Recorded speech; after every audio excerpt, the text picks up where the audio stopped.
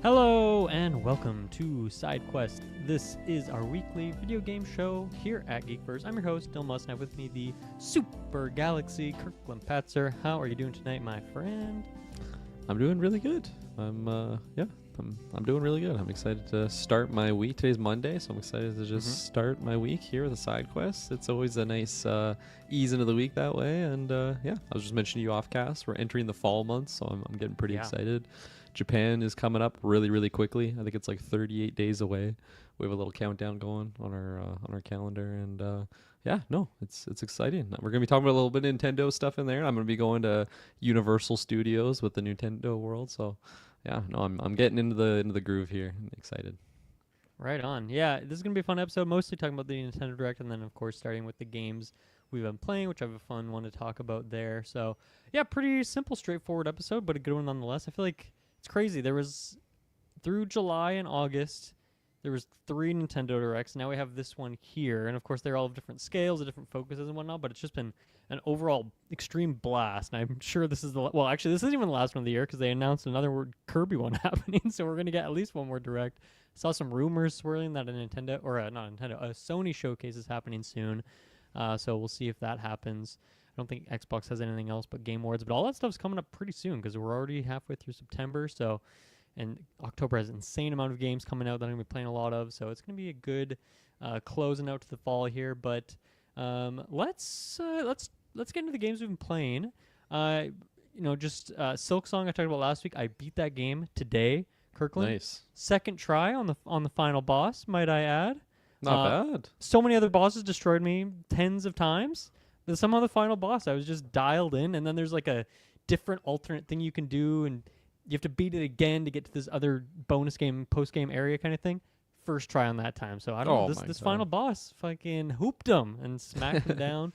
So that felt pretty good. I think I'm going to do a spoiler episode about that, just a solo one later this week. So stay tuned to the feeds for that, people, because I'm going to share I don't want to bore Kirkland here with all these little intricate details about a game he hasn't played, unless he wants to surprise me with a game he's been playing this week and throw it in the mix. But assuming not, I'll save those thoughts for a few days from now. So the other main game I've been playing over the last few weeks here is Tony Hawk's Pro Skater 3+4.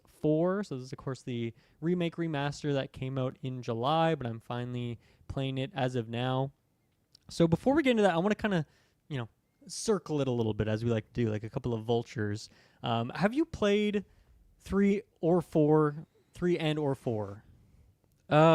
Yes, it was on the PlayStation Monthly release a couple months back.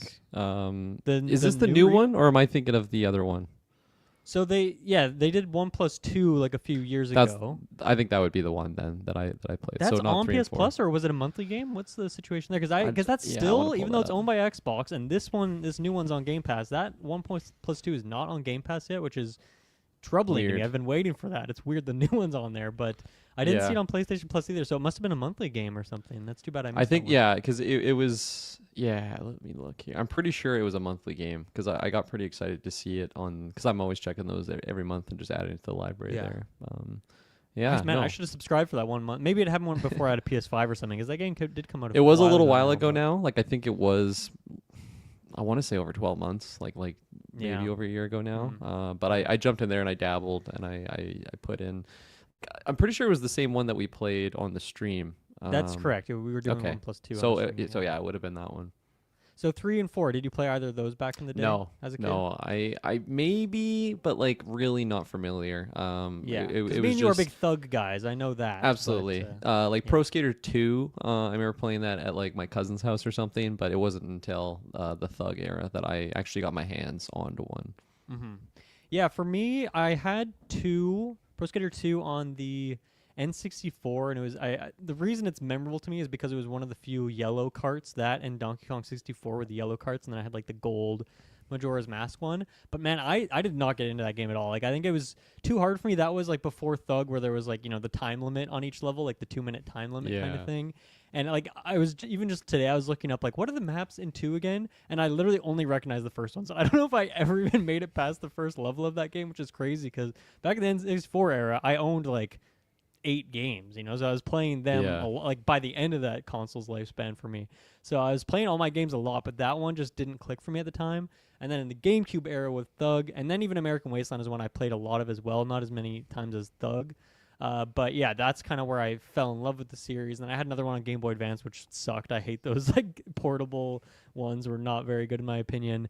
And then I remember specifically because I didn't get a Wii at launch. I was trying to, but it was like sold out everywhere, and I don't know what the pre-order situation was like. But I remember a few months down the line, finally getting a Wii, and I think the 2 games I had day one, of course, Wii Sports, also Excite Truck and Tony Hawk's Downhill Jam. I think that was out like around that time. That's because it seems to I have a distinct memory of that being one of like the early games I had on the Wii, and loved that back in the day. But man, that's also one that like has completely fled my mind. I like looking up the maps for that one. I'm like, I don't really remember any of these except for like maybe 1 or 2. I remember a couple of the characters, but yeah, it's like really fled my mind. And Thug is the one that I just always revisit, and I think it's because like not just you, but like all my other friends or my cousin, like that was everyone's favorite growing up, So it was like you just played at a friend's house, you'd be talking about it all the time, get nostalgic about it, and it is one that I've revisited more than even like American Wasteland, which I don't know why, because I feel like those games were probably very similar, but for some reason, Thug was the one that always spoke to me. And so yeah, this is my first time playing really any of these maps, and I've seen a few streams. Like one of my favorite streamers last year was doing Tony Hawktober, where he was playing through every single Tony Hawk game. Like each stream, he was just kind of blasting through one of them. And so I've seen these maps and like other videos and whatnot. I've seen a lot of these maps in passing, and so it's interesting to see them get the glow up. And I don't know, of course, know all the intimate details until now that I've been playing through 3+4. But yeah, this is pretty similar to that 1+2 remake, from what I understand, where it's just taking the games, kind of giving them a new coat of paint, taking out a lot of because a lot of those games back in the day had like weird references or strange things in them, and I feel like they've kind of sanded off the edges a bit, and it makes it a little bit less edgy and a little bit less cringy at the same time too, which is maybe to the detriment or maybe to the benefit of the game, depending on how nostalgic you are for some of that stuff. And of course, for 3+4, I'm not particularly nostalgic for those details in this one. But there's some interesting changes that I'm excited to kind of talk about here. But also the thing is, like, I feel like with Thug being my Tony Hawk game, the one that I've played the most, the thing that I miss the most from that is just being able to get off your board. For me, is such a boon in terms of like positioning yourself correctly. Because that game obviously had that, it had different kind of platforming things where you could like climb walls and things, and so obviously rather than putting ramps everywhere, sometimes you could just shortcut by like just running up straight up a wall, that kind of stuff.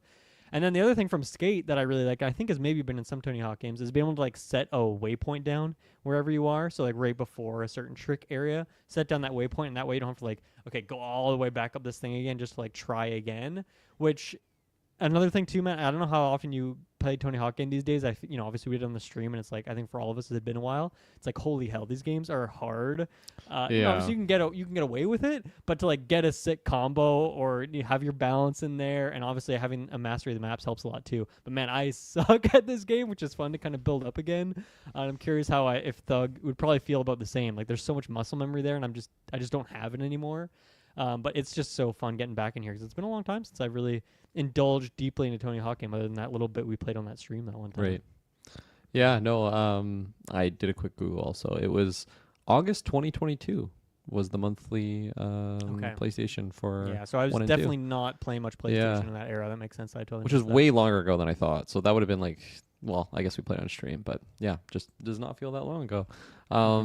Yeah, it's funny. I feel like part of me in like my skillful era of playing these Tony Hawk games, like I don't even think I was that good, honestly. Like I was just button smashing. I know. I wonder how good I actually was. Like, I wonder Yeah. if on my GameCube memory card, if there is remnants of like, oh, here was my high score. It's like, oh, 500,000. Maybe I actually was pretty good. I can't do that anymore. Exactly. And like that was also when like me and my cousin were always on those like cheat websites. Like any game that you could activate cheats, we were probably doing it on back then. Infinite balance. On Yeah, manuals, exactly. Rails. Yeah. Just getting insane combos because you would never wipe out. You just like manual out of a trick and then get onto something else. So, and I feel like even when we played it on the stream, that was okay, it's been a while since I played these games, but also B, just like eye opening how difficult those games really are, because it's different than just, oh yeah, I'm gonna do an ollie onto a grind, but like no, you got to do like a kickflip 360 into a grind, into a manual, grind up the telephone wire, the classic Tony Hawk things. But yeah. Yeah, and so one of the so obviously like I said, I haven't played these maps back in the day, but one of the interesting things I think they've done here, from what I understand, is like they kind of took these maps and like these games, 3 and 4 came out, 15, 20 years ago, something like that originally. And what they've done for these maps is like take those maps and emulated them here as if 15 to 20 years have like passed for those actual maps. So for something like Airport, which is just an airport, like, I don't know, different art on the wall, different posters, whatever, but like it still pretty much looks the same and has the same sheen to it. But one of the maps from 4 that I always remember being an iconic one, even though I haven't played it, is the zoo, where there's like animals doing all sorts of crazy stuff and all sorts of the different objectives you can do, like, free animals, and they go running around, do all this crazy stuff. But in this game, it's like a closed down, decrepit zoo, and so it's just like a freaking wasteland, and it's dark, and there's no animals, and it's like, I feel like that's a dumb idea, because zoo is like a fun, weird, goofy concept. I feel like 1 and 2 were maybe a bit more grounded, and then like with 3 and 4 they got quite a bit more goofy, and then with Underground they're like, okay, we're telling an actual like story here, so we're gonna ground it again. But I feel like 3 and 4 were maybe a bit of a time where they got a bit zanier with some of the maps. But then like you take zoo and you take all the animals out, and it loses like all of its personality. And I remember watching streams of that level and being like, this is such a weird level, I can't wait to play it someday. And like finally I get the chance to play it, and it's just like, this map kind of sucks. And honestly, it's not really well designed either. Like, it doesn't have great flow to it. There's not a lot of great connection points. It's some of the rails are just like randomly cut off in the middle. And it's like, what? That should be like one long rail. So weird things like that are happening. And like the theming is kind of boring because they took out the character of it. So I don't know how, like, I can't obviously make that comparison for all of them, but Zoo is the one, especially because it's like the final level of the game, of 4 specifically. They're like, man, they really dropped the ball here. I don't know what they were thinking with this one. But for other levels, that is really fun to see, like, what this place looked like then and what it kind of looks like now. And it almost gives like a post-apocalyptic vibe to a lot of the levels. It feels like these could be locations in The Last of Us or something, like sections of those kind of games, or things are very overgrown, there's graffiti everywhere, things are broken down. So I don't know, it's a weird vibe, I gotta say. It's definitely not as bright and colorful, and even looking back at some footage from these maps back in the day, a lot of them were like almost every level's like set during the daytime, and in this, like, I think half of them they set in the night, so it even just changes the vibe. It's a lot darker. Like London was like bright and colorful, but now it's like dark and rainy, which is a fitting setting for what London is. But yeah, it's interesting to see kind of the creative choices they took here. Instead of just like, okay, let's just throw a coat of paint on here, but like, let's re-envision this a little bit, but just keep the kind of props in the same location. So kind of interesting to kind of go through it that way and see all the changes that were made. It makes me curious for 1 and 2 if they did a lot of those things too, because I don't remember those discussions happening. And I think the other big change, from what I understand, 4 was a more open game. Actually, it almost was like that stepping stone, that bridge from Tony Hawk's 1, 2, 3 over to Underground, where like it was more open and there was objectives and you had to go around the map and like talk to people. And I don't know if it had the time, like the 2-minute timer, but they've stripped all that away here and they've just put it into like the 2-minute timer format. All the objectives are built in there, which I know is like a controversial thing. A lot of people were kind of pissed about that because that was kind of like the character of the game, and they kind of took it out, which I guess they did it to make it feel more cohesive, so you wouldn't have like one game with the classic 2-minute timer, all these objectives, and one game where it's like a more open format, I suppose. So obviously I'm not too bummed because I don't really know what I'm missing out on. Yeah. And I think it's like, as someone who's played so much Thug and American Wasteland, like as my two I played the most, the 2-minute timer thing and these challenges is a really fun, like, different thing to it. It makes it feel much more arcadey, which is kind of the original intention of it. But, as you go through, there's like 10 objectives, like 3 or 4 of them are just like high score things, and all of them are like, do a wall plant off this kind of thing and knock this particular thing over, get the letters skate, collect the secret tape, all these kinds of different things. But one of the really fun things is once you beat a level, do all of it, you can do the speed run of it, and so you can try and get all those objectives in like a short amount of time. So, and then like there's a challenge usually for most of them that's like around 4 minutes. So to get all these objectives within 4 minutes has been a really fun challenge. I've only done it on a couple levels because I'm still so bad at this game. But man, planning out like, okay, what is the exact route I need to take to get all the skate letters as quick as possible, and then also along the way stop and like, okay, knock these things off my bucket list, and then also make sure I end up kind of in like a nice pool area so I can just like crush it with some score to close it out there. Super duper fun, and I'm really, really locked in for some of that, other than the fact that some of these later levels I can't even get the high score, even though like take away the speedrun timer, I can't even do it at all. Like I'm just not good enough at the game for that kind of thing yet. So it's fun feeling like a first time playing Tony Hawk again, just in terms of my skill level. But man, this makes me want to run right into 1+2 and just like plug through that now that I'm on a bit of a streak Nice. and I'm building up that muscle memory again. But yeah, I'm really. It's funny too. Like I'm playing this now. Like last week, that Skate early access release. So like to have both these series back in the same year is interesting. And I don't know. I'm hopeful for what we get kind of in the future here with more skateboarding games. And Yeah. what they do next with Tony Hawk? Because like I don't know. Do you think they would do Underground 2 remake remaster? Do you think it's time like okay maybe they're set up to make their own game now? Because one thing I haven't mentioned yet is there's 3 new levels in this game that have never appeared in any game before. Movie studio, which is kind of what it sounds like. It's super fun. Water park, which is like a just once again decrepit, like worn down water park.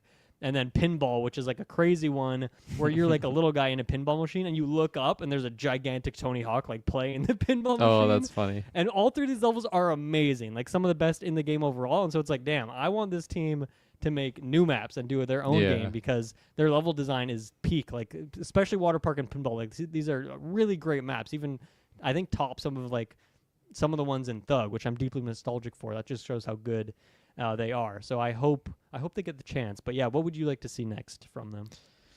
Yeah, I mean, like when I dabbled on 1 and 2, it was fun to kind of get into those old maps that I remember playing and enjoying, but it just doesn't really seem like the type of game like I'm really seeking out these days. Like I think part of me is wanting to just wait for that skate game, you know, Sure. like just different gameplay mechanics, but man, I'd be lying if I wouldn't be a pretty easy sell. I think if they did a remake of Thug, like I always enjoyed, like there's many aspects to Thug that I enjoyed over the Pro Skaters, but just like the story is just so fun to kind of go through. If you just started this little local skater, and then you go to like the big contests, and those were always just so fun. And I'm sure those like cut scenes and the story is so aged. So I'm curious if they do go that route, they just completely just do what was already done, or if they try and Right. I don't know, redo some things, because it sounds like they've already it's just kind of the maps, but they are changing some things from the original. And does 3 and 4 have the original tracks? I heard they changed that or something, like the music isn't.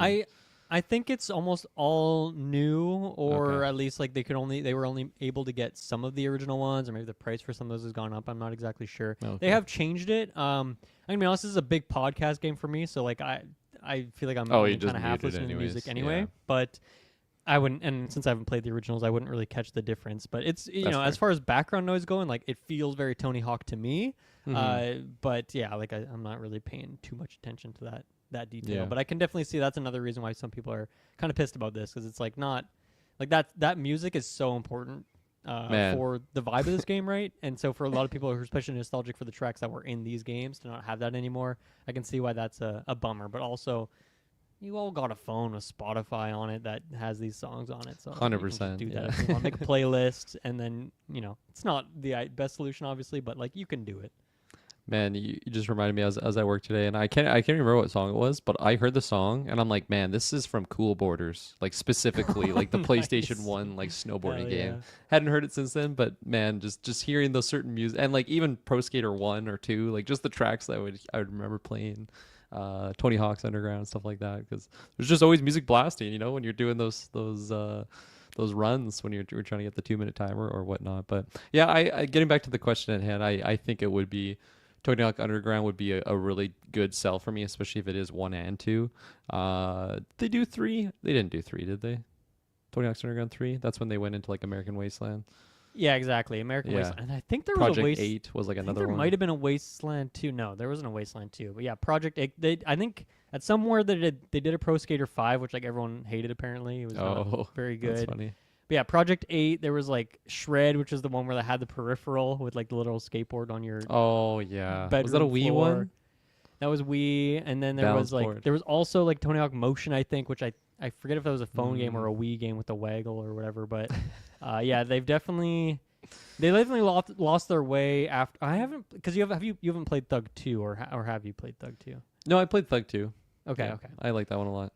Wasn't that one like very Jackass inspired? Like, wasn't it? Didn't it have like all Yes. the Jackass characters? Like, because Bab Yeah. Margera was huge in that era, and so I feel For like they sure. just took the story and made it. The around that. opening, it seems like a scene out of Jackass. Like Okay. they like kidnap people and they like make this guy pee. Like it's just very Sure.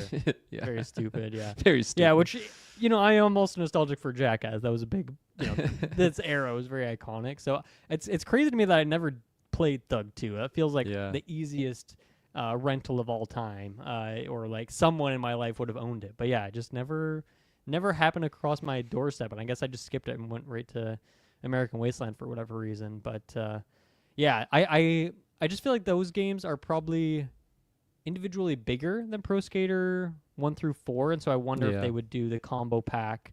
And especially since they're more story based, I don't know if the remaster bundle makes as much sense for them, because it's not like it's one cohesive story, whereas these games don't really have a story 1 through 4, right? Yeah. They have like individual little moments in the levels, but not like an overarching thing.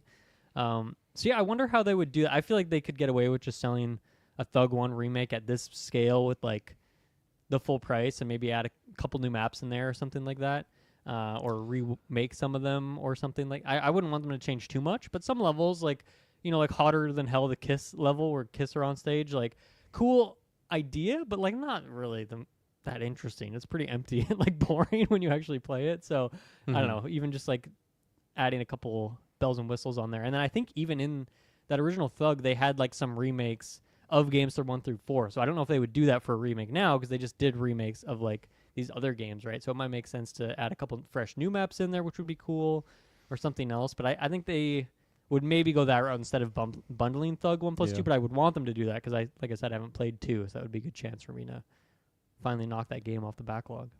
Do they have like the same skaters, like the people that you'd be playing in the game, or did they? Because I thought for 1 and 2 they like brought in like more modern people. Yeah, there's a lot of new people in here, and I know that they at least removed a couple people from the OG one, or if not more than that. I think it's like the biggest roster a Tony Hawk game has ever had, but that's adding a lot of new people that didn't exist back then, or were babies back then, or whatever. But also remove some that are some favorites, and then there's on the X. I don't know if this is on the PlayStation version as well, but they have Doomslayer and like one of the beasts from Doom in here as playable characters.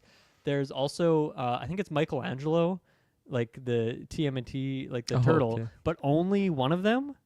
Like not all 4, which is super weird. There is like in the movie studio level, there at one point there's like a sewer drain, whatever the heck, that's like bouncing up and down, and you can like acid drop into it, and then you drop into like a little TMNT section, which is like 5 seconds long. It's not much, but it's just like a sewer area. And then there's also a Bikini Bottom SpongeBob area and Skater Island. You fly off the front of a pirate ship and go underwater, but like SpongeBob's not a playable character or anything like that. And then I don't know if you can unlock him, but one of the characters in 4 that I didn't know was in here is Jack Black is like a voice actor. He plays like a cop essentially in this, who like can teleport around. It's like crazy. And he's in here too. I don't know if he recorded new lines or if they just used the same ones, but he's still in there. I hope you can unlock him, and he has a couple quips if you pick him and like do cool tricks and stuff, because I would like to do that. But yeah, I think they definitely culled some people to make room for some new ones. Although I've been using like a custom skater for almost all of this so far. But there's a bunch of challenges for like every individual character, so a lot of cool stuff in there. And man, that's the thing I'm also nostalgic for, just like whenever you boot up one of these games and they just have like live action, like actual footage of these skaters doing cool tricks, because I feel like in the age of YouTube, I should have some like skateboarding YouTubers that I just follow and watch some cool new stuff, but I just don't. Barracks. I feel like it's been so long since I've consumed skateboarding content, so I don't know. It's been fun, but yeah. What is the Barracks? I haven't heard of that. Oh man, that was like high school. I think it was high school. It was when I first like got experience with it. It was like a skate park that a couple pro skaters owned. Okay. Oh my gosh, I don't even remember like their names now. I'm aging myself because I feel like I just followed all these famous. It's been a while, man. We're rusty. Yeah, absolutely. But they had they had their own YouTube channel. They also had like a shop, and then they would do like basically like a massive skate tournament with like just a plethora of like professionals. So it would just be like YouTube series doing stuff like that, or maybe like a famous person coming to the, like their little skate park, and then it's just like just a YouTube channel. So I would follow that and then tie that in with I think it was called Skate League or something like that. It was basically like the World Cup of like skateboarding. It's been a while since I watched these, so maybe I'm getting some names wrong here, but definitely an era. Interesting you mentioned that, because like since this game originally released and now like skateboarding is in the Olympics now, and I think some of the characters in here are like Olympians for skateboarding, which is cool to have that kind of crossover, because that yeah, just didn't exist back in the day. I think skateboarding was added like 2 or 3 Olympics ago or something like that, so it's still pretty fresh in the mix. You know, of course, they've always had like the X Games or whatever, and like all these other things, but the Olympics is something a bit different. So I think that's pretty cool that they can get some of those people in there. And I think, from what I understand, like the Japanese skateboarding scene is like blown up over the last few years. It's like huge now, so they have a few Japanese characters in here too, which is really awesome. So yeah, there's some nice details in the mix there. Eric Costin. That was Eric that, Costin. yeah. I don't know if he is in this Steve one. I feel like Barra. he might be. That was another one. Yeah. Okay. Yeah, I'd have to go look at the roster because it's pretty big. Yeah, some of the other level highlights for me, of course, Canada, a classic. Have you played the Canada level in any future game? Because a lot of the games have like old remasters or remakes. I think it was and Thug. I know Canada has come back a couple times. Thug had Vancouver, but like not Thug had necessarily. Vancouver, Yeah. So just yeah, that. so this one's like very, because Vancouver isn't like a snowy location, but of course every Canada level in any video game has to be like just covered in snow. So this one is more generic snow in that way. Like one of the objectives is like a guy got his tongue stuck on a pole, so you have to like knock him off. Or there's like a bully who's under a big tree covered in snow, so you have to like smack the tree and drop the snow on this bully and all this crazy stuff. And there's kind of like a skate park area, and then like just like a wild area with a forest, a couple trees, a bunch of wild things like that. So that one's a classic, of course. As I mentioned, Skater Island, it's a small level, but I think it has a really cool design. Los Angeles, I think, is one that's been remade a bunch of times in other games. Alcatraz is a really fun setting. It has like a very big vertical sequence to it, so you can just get some crazy air just flying off like the top of it. So that one's really good. Yeah, I mentioned Movie Studio Water Park. San Francisco is like the tutorial level, but also has a bunch of objectives because it's a full main level later on. And I love the design of it. I thought it was super good. So yeah, I like. Yeah, this game is really, really great. Really fun to get back in the Tony Hawk vibe. And yeah, like I said, I might just, because I saw it's like on sale right now on PlayStation. I might just buy 1+2 and get right into it because I kind of want to. Yeah, I just want to keep this train going here. So yeah, I might pick that up because. Love me some Tony Hawk. It's fun to get back in there. Hell yeah. Mm-hmm. I think that is about all I wanted to talk about with that game. Kirklin, what have you been playing? Yeah, I booted up randomly because I was Shay and I watched Uncharted a little while ago. Didn't get through the whole movie. I was pretty uninterested and falling asleep, but I was like, man, I gotta play some more Naughty Dog adventures, and of course I had the Nathan Drake collection on my PlayStation, so installed that. I've in the past played through Uncharted 2, which was probably like my favorite game at that time. I was just randomly going through my PlayStation trophies, and I was like 98% of the way for the platinum. I don't know why I didn't get the platinum. The only thing weird. I'd never got on the PS3 version is I need to get like 500 kills with like a minigun. So in that game, if you like beat the game, you could like go back, and it's almost like an arcade mode. You can just like get guns at like any period. Like you could do missions with like a minigun that you normally would only have a pistol on, stuff like that. But like I had beaten the game on crushing difficulty, which like I think was like the second or third hardest difficulty, or no, like Sounds 3 like levels hardest. past hard. Like it was so much harder to Wow. actually beat That's the game, and I just never got the platinum. That was back in that era when I would like go for platinums, and I just never got it. So that's a big disappointment for me. Does it tell you how many kills you have with the minigun out of 500? It would have in game, but I don't even have my PlayStation 3 anymore, and I doubt I could throw that in on my PS5. I lent it to my cousin, and he got his vehicle totaled, and the PlayStation was in the vehicle, and it did not survive the adventure. Yikes. But luckily, I love my cousin. At least that's so what he told it's you. Okay. Yeah. But no, I booted up Nathan Drake collection, and I'd only ever played the second one before, so I started with the first, and man, I've been having lots of fun with it. I think the movement is a lot more arcadey than I kind of remember it being, and like the shooting is whatever. Like I don't know, it's not like a very gameplay heavy game, but like just a very like easy, not drain a lot of brain power. I was pairing this game with Elden Ring when I was grinding hard on Elden Ring, so I need a little break. You know, a nice simple game to just plug in there, and I don't know. I'm really vibing it. I love the charisma that Nathan Drake has. Some of like just the cutscenes are like just dated and like just kind of cringy in some aspects. I'm curious if I make it through the first one and continue on. Like I would redo 2, even though I've beaten that game many times in the past, just to kind of continue on in the adventure. Because I think I also have 4 on the PlayStation catalog, or it's just on the their Game Pass on the PlayStation extras. So I would love to just get through them because they are very well known, well regarded games, and I love the second one, and it just scratches that like Indiana Jones itch. I know there is an Indiana Jones game out there, but just on PlayStation now. Yeah, exactly. I don't know. I've been really vibing with it. I think I'm like, I don't know, mission like 3 or 4. I've only played a couple hours into it, but no, it's lots of fun. And for the first game having come out, like I think it was kind of early PlayStation 3 era, like, and it is like remastered or whatever, like re-upped on the graphics, but like just the base substance of what the game is, like, yeah, head of the game, like PlayStation, like back then, just thinking about what this game was. I remember like the super cheesy PlayStation commercials too, where there's like a guy and a girl like play, and like the guy's playing the game and the girl like thinks it's like a movie or something, and it's like, and then it would go to the PlayStation like symbol, and then it would show like Uncharted on PlayStation 3, and it's like I'm like playing this, I'm like, I don't know who would think this is a a movie, but that was just the media, the marketing back in the day. But yeah, no, I've been pushing through Uncharted, and then as I also mentioned, I've been pushing through Elden Ring.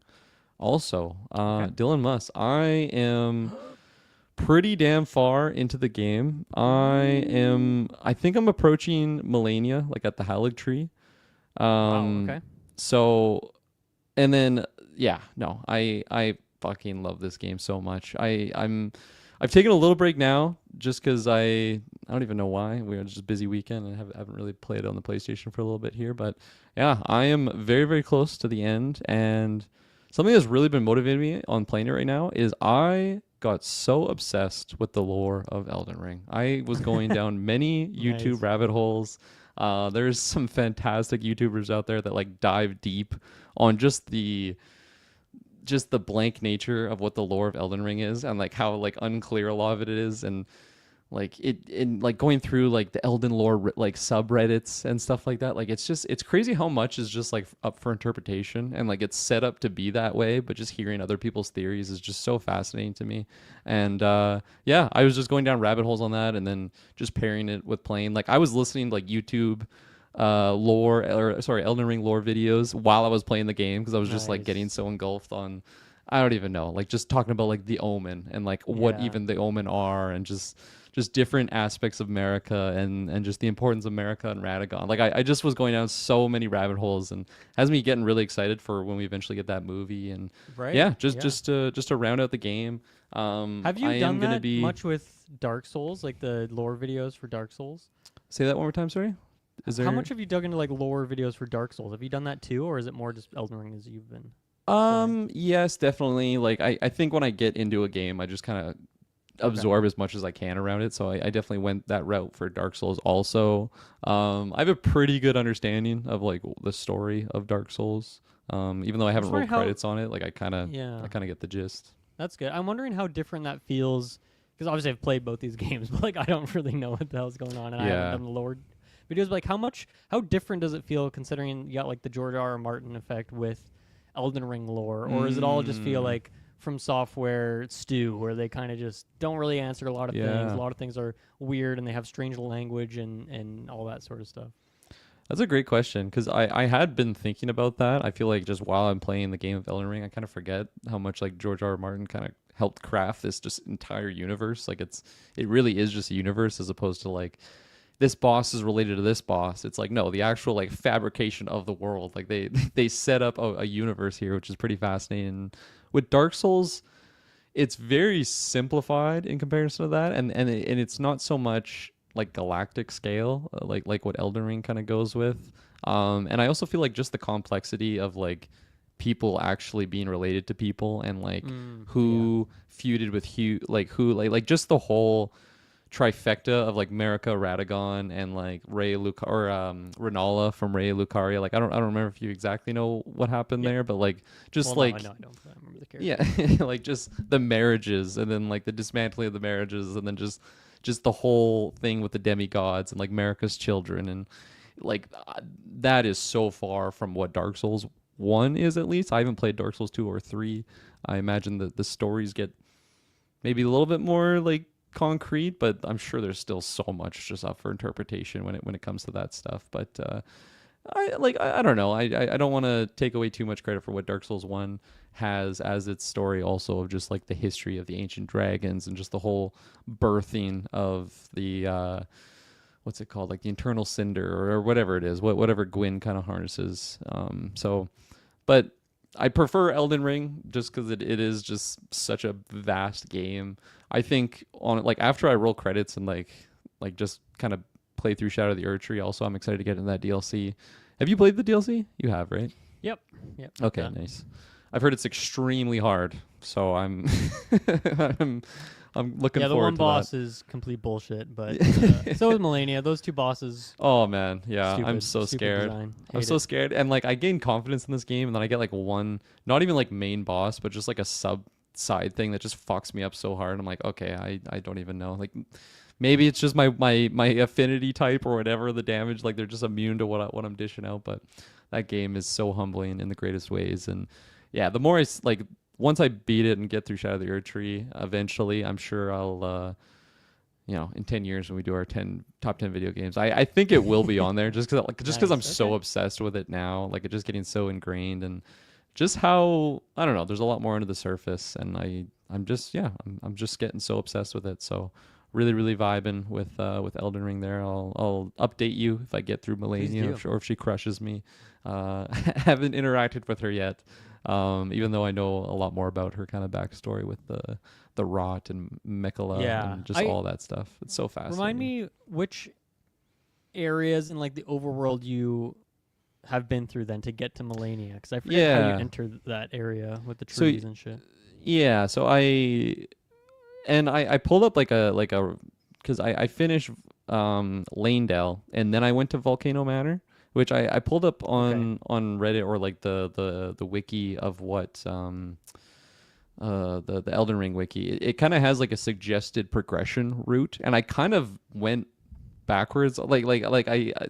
Ideally you're supposed to go to like the opening areas, maybe the Weeping Peninsula, and then like up to Raya Lucaria. I was like Yeah. Caelid, Raya Lucaria, and then Yeah. I kind of Yeah. like scratched the surface of Lanedale and then backtrack. Like I was all over the place on my actual playthrough. Like I completely finished Lanedale, went into the sewers and everything, and then went up to Volcano Manor. So I was like over leveled when I got to that spot. Just kind of fucked up everyone, fucked up Rykard, Hell which was yeah. really satisfying. Um, and then That's after the that, I snake went guy, to right? yeah. Yeah. Yeah. Such a beautiful boss fight. My gosh, this game is just I there's so love many that areas I get intro to. cutscene for that character. Oh, yeah. It's so terrifying and just gross and creepy. I love it so much. But yeah, so then after that I went into like the Forsaken Lands, which leads you to the mountaintop of the giants and what's it called? Castle Soul, I think I think is what it Oh, yeah. is. I And remember that, then from there got down to Michaela's tree or the Halig tree, whatever it's called, and then kind of going through that route. But yeah, like there's so many different biomes that I get to where I'm like, man, like this can't be topped. This is just so gorgeous here. The first time I entered Lanedale and just like the scale of what the city was, it just kind of, yeah, just left me with my jaw. Just this giant like stone dragon, just like in like in the city. It's just yeah, it blows my mind what they're able to achieve with this game, which is like old now. You know, like I'm late to the party. It's just crazy how nice this game is, and yeah, I am excited to get into Shadow of the Erdtree because I've kind of been avoiding a lot of that lore aspect in my videos. Like I don't want to read too much on like things I haven't crossed. And fortunately, like the YouTube, I should pull up his name to shout it out there. But he doesn't really spoil too much. Like he just kind of focuses on Nice. the part that he's talking about, which has been nice. And yeah, no, highly recommend Elden Ring. It's amazing. I held off for so long, and then I try it, and then I get defeated, and I take a hiatus, and I get back in there, and I get Yeah. obsessed, and then I take a hiatus. But no, it's amazing, and this is definitely like, well, it's by far the furthest I've ever been in the game, and yeah, kind of vibing with it. I can't remember what was your play style when you went. You're like a big strength, right? Yes. The bigger the axe, the better.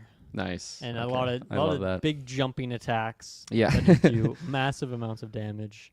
nice. Which yeah is not what I've done previously, but I think Elden Ring just had so many great weapon. Like I just Oh, love the yeah. physical design of so many of them. Like I used, it's not Morgoth. What's the guy like through that big first castle that you beat? Margit? Right. 'Cause Or there's God Godfrey. Yeah, Or Godfrey, sorry, that one. Godric. Yeah, Godric the Grafted. There you go. Yeah, there's so many fucking names that are so similar. His axe I used for a long time, and then Oh, switched okay, it out nice. to Yeah. something else, kind of like same style. And I always kind of use those types. And yeah, I really like that play Nice. style. Yeah, I didn't even know that you could like get weapons from those guys for like so long. Like if you go back It's a and like weird do the system with remembrance. fingers. Yeah. Yeah, 100%. Yeah, no, I started with, I don't even know what I started with, and then eventually I was unlocking like some magic stuff, and I'm like, I like the spells in this game just look so cool, so I started kind of going to that route, and then my skill tree was just fucking so spread out. Luckily, there's like a way to just respec. Fortunately, in this game, you go to Renala, and I started going into like a bleed type character with basically nice. just dumping it Pretty into strong. arcane, and it is insane. I did pretty much the whole game with Eleanor's pole blade. I don't know if you know that one, but it's like you're basically Darth Maul. Like you have like a two twin blade sweet. thing, Yeah, and the Ash of War is just absolutely insane. You get like a guaranteed stagger off on like 90% of the enemies, and because it's bleed, like you just hemorrhage them for so much damage until you come across people that are immune to bleed, and then that was very humbling, kind of having to switch up the playstyle there. But no, it's been so fun, and it's just so. Like while I'm playing the game, I'm like, man, like I want to play like a faith character now, just because like there's so many like cool things that you can be getting in different areas of the game, and yeah, no, I'm just totally getting obsessed with it. So yeah. I think the DLC does a good job of. It kind of has its own progression system, completely removed from the main game, which is helpful if you're coming in like new game plus 17, or if you're just like me who beat the main game and then went straight there. And it because of that, like your leveling up is so much more meaningless, and it's more based on this other currency that you can kind of do a lot of that. Where I started putting points into stats that I had never leveled up before because I just wanted to try different weapons, and it didn't affect my ability to defeat bosses because your damage and your damage reduction is based off a whole other currency. So I guess you're still a bit away from the DLC, but I think for me that was one of my favorite parts about it, is that you could kind of switch out and try different weapons that you really just couldn't afford to put the points into in the main game. At least for me, who's not like super great at these games, I really felt like every point needed to go to something that was going to help me like with my dominant strategy already. So that's something to look forward to with the DLC. But man, I'm impressed. I feel like I'm so bad at coming back to these kinds of games. I'm amazed that you're able to go on hiatus and come back and like find success. Like that's very impressive, and I'm glad that you're sticking with it. Because I think I'm really curious to hear your thoughts when you've finally beat it. I'm curious to hear if you hate the game after playing Millennia, or if you like it even more. And then what do you think of the DLC? Because I didn't love it overall. That was fine. Okay. But yeah, I'm curious to hear what you think of that when you get to that as well. Yeah, absolutely. I 100% will. Yeah, cool. How about with that, we go to a quick ad break. We will be right back. Okay, we are back, and I, of course, want to thank our beautiful Patreon producers, Aaron Braden, April of Darkness, Jack Grant, Sam, Superbad Mike, TGGLM69, Jeremy Renner, Charlie Randall, Cocktail Clay, John with no H, and Sam Green, newly minted Sam Green. So last week, or a couple weeks ago, we all recorded for Patreon our top 10 games of all time. Because of that, a lot of people in the Discord were sharing their top 10s. Me and Travis broke down. We did like reviews of people's top 10s, which was fun last week. And we got one more from, I believe, Sam Green here. So I wanted to share that here. So his top 10, or their top 10, I don't know his pronouns there, but their top 10. Number 10, Battlefield 1. Number 9, Star Wars The Force Unleashed. Number 8, James Bond Nightfire. Number 7, Assassin's Creed Brotherhood. Number 6, DayZ. Number 5, Ghost Recon Wildlands. Number 4, Splinter Cell Conviction. Number 3, Ultimate Alliance 2. You'll love to see that. Number 2, Red Dead Redemption 2. And number 1, Batman Arkham City. So super stealth focused, I feel like, between Assassin's Creed, Ghost Recon, Splinter Cell, and then even DayZ, I feel like is a pretty stealthy kind of game too, right? I love to see that. Obviously, a lot of like some Star Wars in here, got some Marvel in the mix. I asked too, like, what's Marvel Ultimate Alliance 2? Interesting. I feel like that's a bit of a hot take. I feel like people are either diehards for the original or number 3, but obviously that was like the nostalgic one for them. So that's Songbird. Like, I'm sure that's why. Yeah, I mean, that's what I mentioned. I was like, I love that game for Songbird alone, like let alone all the other stuff in there. So, and then I guess also showed it to Hogwarts Legacy. Probably should be in the list, and forgot Hell is Loose as well, which that one like just came out, I think, right? So that's kind of crazy that would be like a top 10 contender already. But yeah, I think this is a really great list. A lot of different ones from me. I feel like this one is very Kirklin kind of coded with like the I was Batman, gonna say, Nightfire. This feels very even similar to Battlefield 1. Yeah. Honestly, man, like Battlefield 1, I was just over the weekend, I was talking to a friend about like Battlefield overall, and we were just talking about like our favorite Battlefields, and I like Battlefield 1, like that might have scratched the surface for my top 10 video game list. Like honestly, like it at least an honorable mention.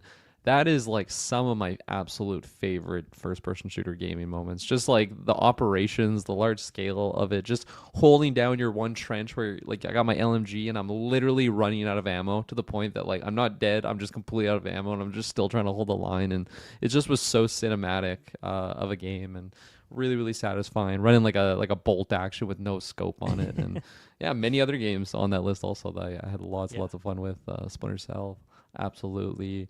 So yeah, great list. Where are you at with Star Wars Force Unleashed? Is that one you played?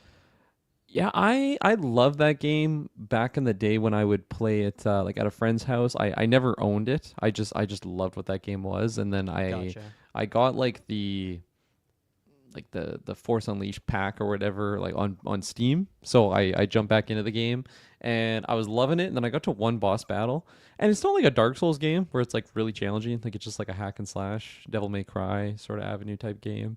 Really cinematic, and obviously it scratched that Star Wars itch. There was one boss battle I got fucking destroyed on, and like I'm not playing on hard, I'm playing on normal, and like I just could not beat the boss, and I just put the game down and I hadn't gone back since. But good shout out, at least definitely nostalgic for it, and very interesting character that they just introduced to a what you would call it a non-canon story, but I think it just adds a lot of juicy substance and as me being kind of like a pro Sith type character, you know, I'm usually more interested in those type stories, to be following a character that's basically who they are. So I liked it a lot. Mm-hmm.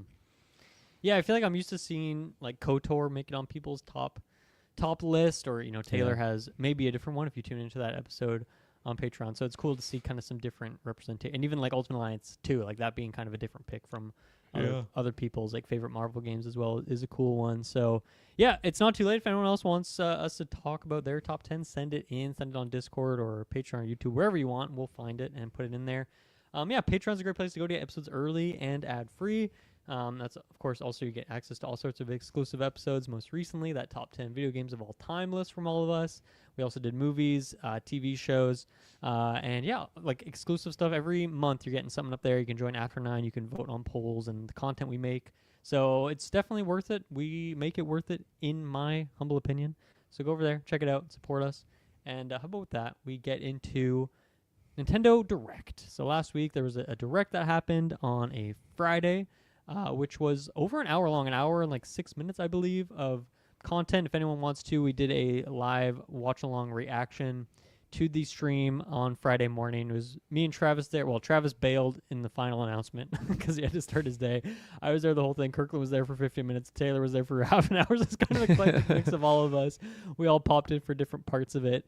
But yeah, it was, mostly, or the first maybe quarter of it, or third of it, I should say, was kind of the Mario 40th anniversary sort of section of it.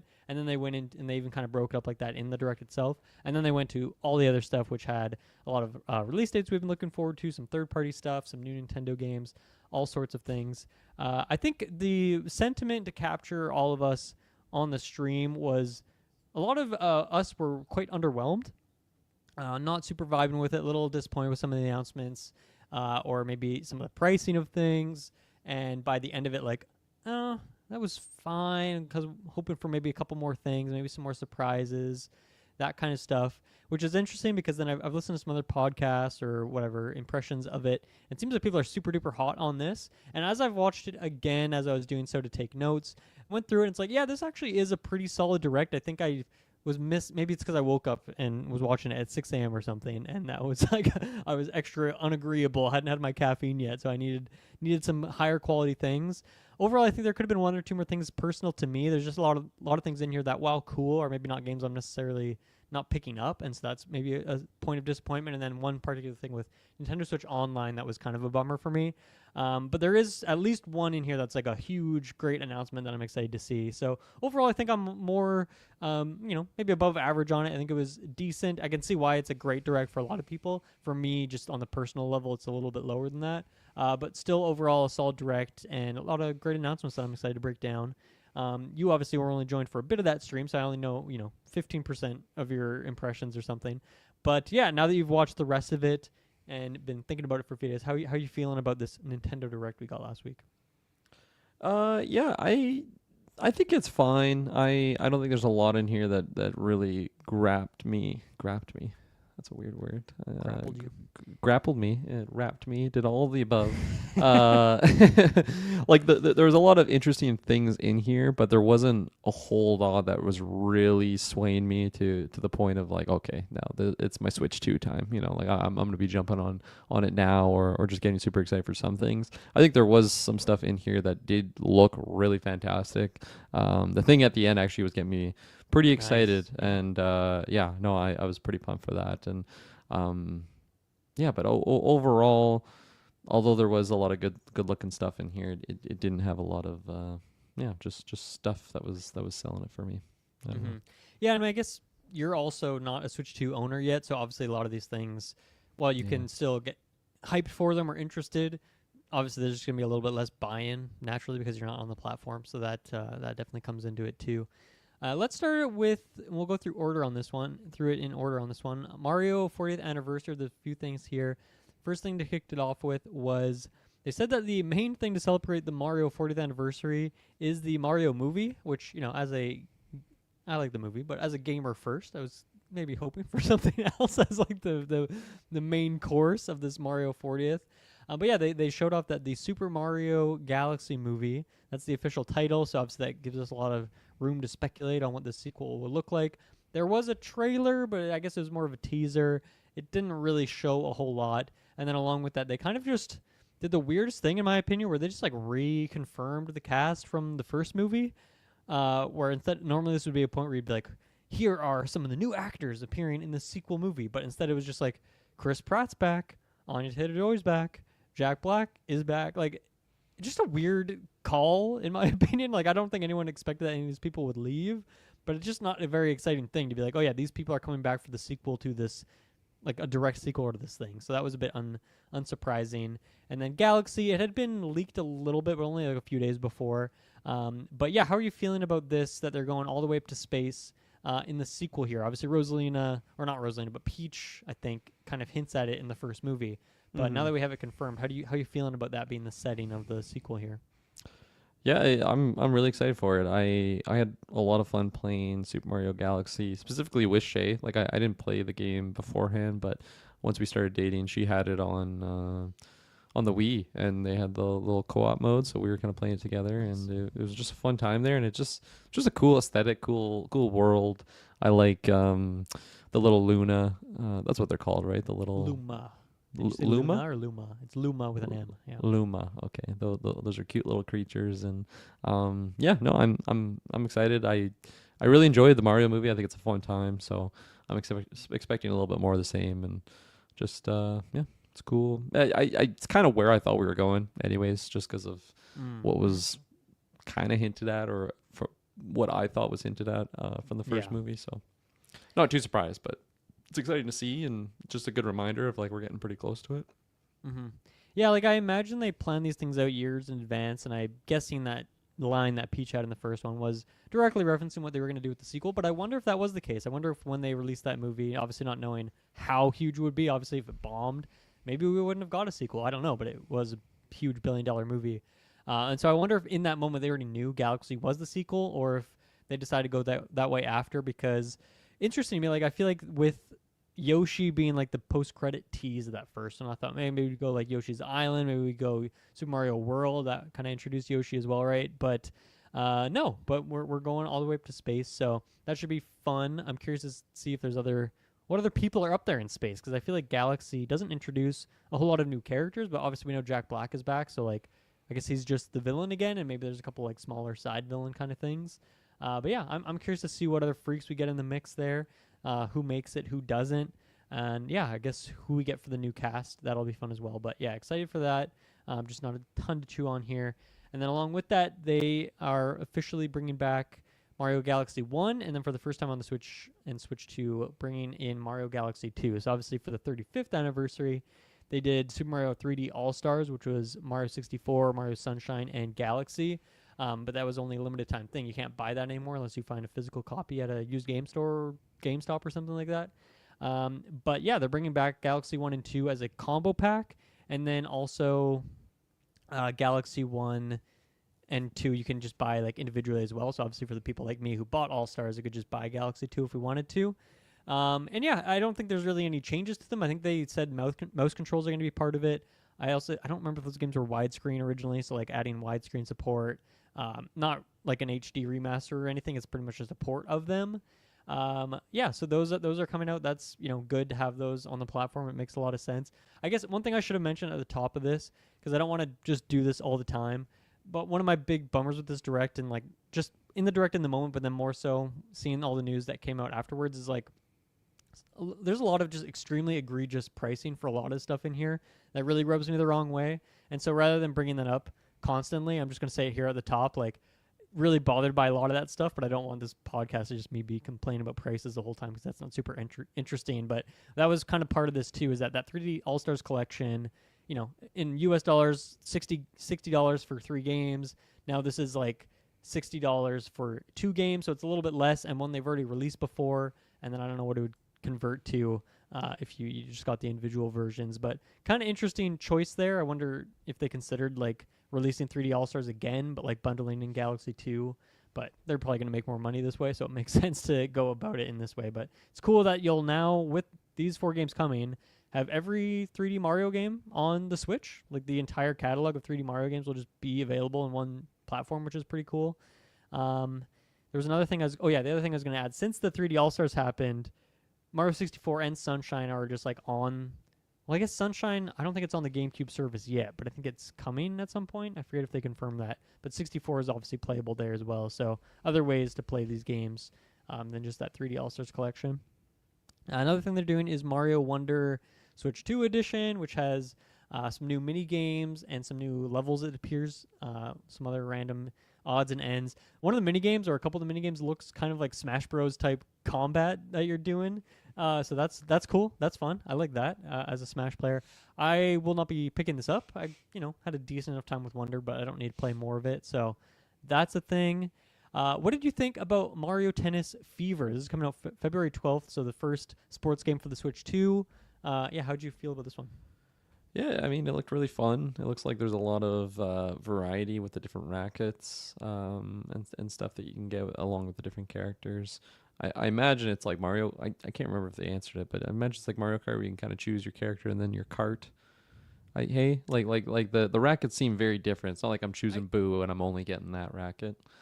I think you can pick like individually, so you can like pick Peach and then do all the different rackets with her. But it seems like everyone maybe has one themed after them. But I don't know if they have, because they mentioned this like the biggest roster in the series history, and maybe even in the Mario sports game history, with 38 characters. So I don't know if they would have 38 different rackets, because that seems like a lot of different effects. So I don't know. I don't know if that's quite a 1-to-1. Yeah, I don't know, but it looks really fun. I had a lot of fun with that other Mario Tennis that we played multiple times, and in the gauntlets. Well, there's been a couple, hasn't there? Because there was one on the Switch release. There was, Mario Tennis Aces was like an early Switch one. Right. Yeah, and then the GameCube, is that the other one? I mean, I think every platform has had a Mario Tennis game. Like it's one out of the sports games, it's probably the most common. That in golf, I think, has been, like, even on the handhelds, I think there's been a Mario Tennis on everything since N64, I believe. And I think there was even a tennis game on like SNES or something. I don't think it was called Mario Tennis, but I don't know, something like that. Yeah. Yeah, I mean, it looks really fun. I think it'd be fun to play with friends. It could be a fun party game. So I am interested. I'll keep an eye on this one. Not committing yet. Yeah, I'm a little what's the word? I guess disappointed is the basic easy word to use. I'm a little disappointed with this for the one reason that, like, it's almost like, with GTA, obviously with GTA 6 coming out, we're going back to Miami. We're going back to Florida. And it's like we've been there before. We did the Vice City, and then we got like our LA with San Andreas, then we went to New York, and then we kind of went back to LA, and it's like now we're back to Miami. And then I feel like by the next one, it's like, oh, we haven't done New York in 20 years, so we're going to go back to New York. And then by that time, it's like, oh, we haven't done LA in 20 years. Let's go back to LA. And it just feels like this cycle of like just kind of getting the same locations. And I'm kind of worried that's what's happening here, where with the Switch one, obviously the first sports game there being Mario Tennis, I feel like with us already kind of repeating that cycle, now we're kind of back on tennis. Is like the next one we're going to get going to be another Mario Golf, and then maybe another Strikers. Obviously we're big Strikers fans here. But like I kind of was hoping that they would do something different, whether that's like bring Sluggers back, which hasn't been out there for a while, do a Mario football game, like American football, do a Mario hockey game. Like obviously they've done through Sports Mix and all these other games. Like they've had little mini game versions of, or like they had basketball on the DS. Like I was kind of hoping for something different, something fresh, something that hasn't been done a bunch. But obviously tennis, the reason they keep doing it is probably because it sells the best, maybe out of all the sports games. That and golf probably sell the best. So it makes sense why they're doing it, but I'm just kind of unfortunately looking at this cycle and being like, okay, well, it's probably just going to be golf next, I guess, on the Switch too, and then we're just never getting anything new and fresh, which is too bad in my opinion. But I think as for what this game actually is, it looks great. I love having a big roster of Mario characters because this is one kind of like Mario Kart World where you have a lot of the freaks in there, which I love. I love my freaks. There's like some of the rackets are crazy. Like one of the ones I really liked was like a negative mode for Boo, where you have just like a black, like kind of reverse version of Boo in there, which looked really cool. Chain Chomp is one of the playable characters, which I don't think has been like ever in a sports game maybe. And like his little chains just kind of falling behind him look super cute. And then there's even like a full, or what appears to be like a full adventure mode here, where a lot of characters are transformed back into babies, and then they have to like work their way up again, I guess. And I feel like, and I could be wrong here, Mario historians let me know, this might be the first canonical inclusion of Baby Waluigi, who we saw in that cutscene. Yeah. Because Baby Wario has been around before. I think he was in like that Dr. Mario mobile game. But I don't think we've ever got a Baby Waluigi before. So it's, of course, a little bit cursed. But hell yeah. Shouts to Baby Waluigi getting his first appearance. I wonder if that means he'll come to Mario Kart World, him and Wario, couple baby versions there. So that's pretty cool. Apparently no. My quick Google search. There you go. First time ever in Mario history, Yeah. Baby Waluigi. So that's pretty hype as a Waluigi fan. Moving along to some other Mario news. So a bunch of physical things. The talking flower from Wonder they're doing as like a physical thing you can buy, which I don't know why anyone would ever want that in their home. One thing that's cooler than that, though, is that they're doing like a Rosalina kids book, like from Galaxy, like the storybook that kind of tells a lot of the narrative in those games. So that's really cute. One of the things I thought was crazy to include in this direct is like, I guess there's like a Kyoto marathon happening this year, and there's like Mario bibs for the racers in that, which is insane. Like in Japan. Yes. Yeah. It disrupted my purchasing of my certain tickets I had because of this damn Kyoto Fest. That's too bad. Yeah, I mean, there's a lot of, because I think for a lot of the directs they do localized ones. Well, they'll have like, here's the Japan direct, and maybe it has a couple different announcements, but usually it's the same with a couple exceptions. But that seems like you can save that for the Japanese direct. Like, I don't know if anyone in North America needs to know about these racing bibs. And the other one they showed off was like the Mario Museum or the Nintendo Museum, whatever it is, has like a limited edition ticket. So I don't know. Are you going to get one of these limited edition of tickets? Are you going to this specific place? Because I think that's going to happen while you're there, right? I probably won't. Or are you going to partake in this race? Are you going to go to this marathon? I cannot. I cannot. If my life depended on it, I could not compete in this race.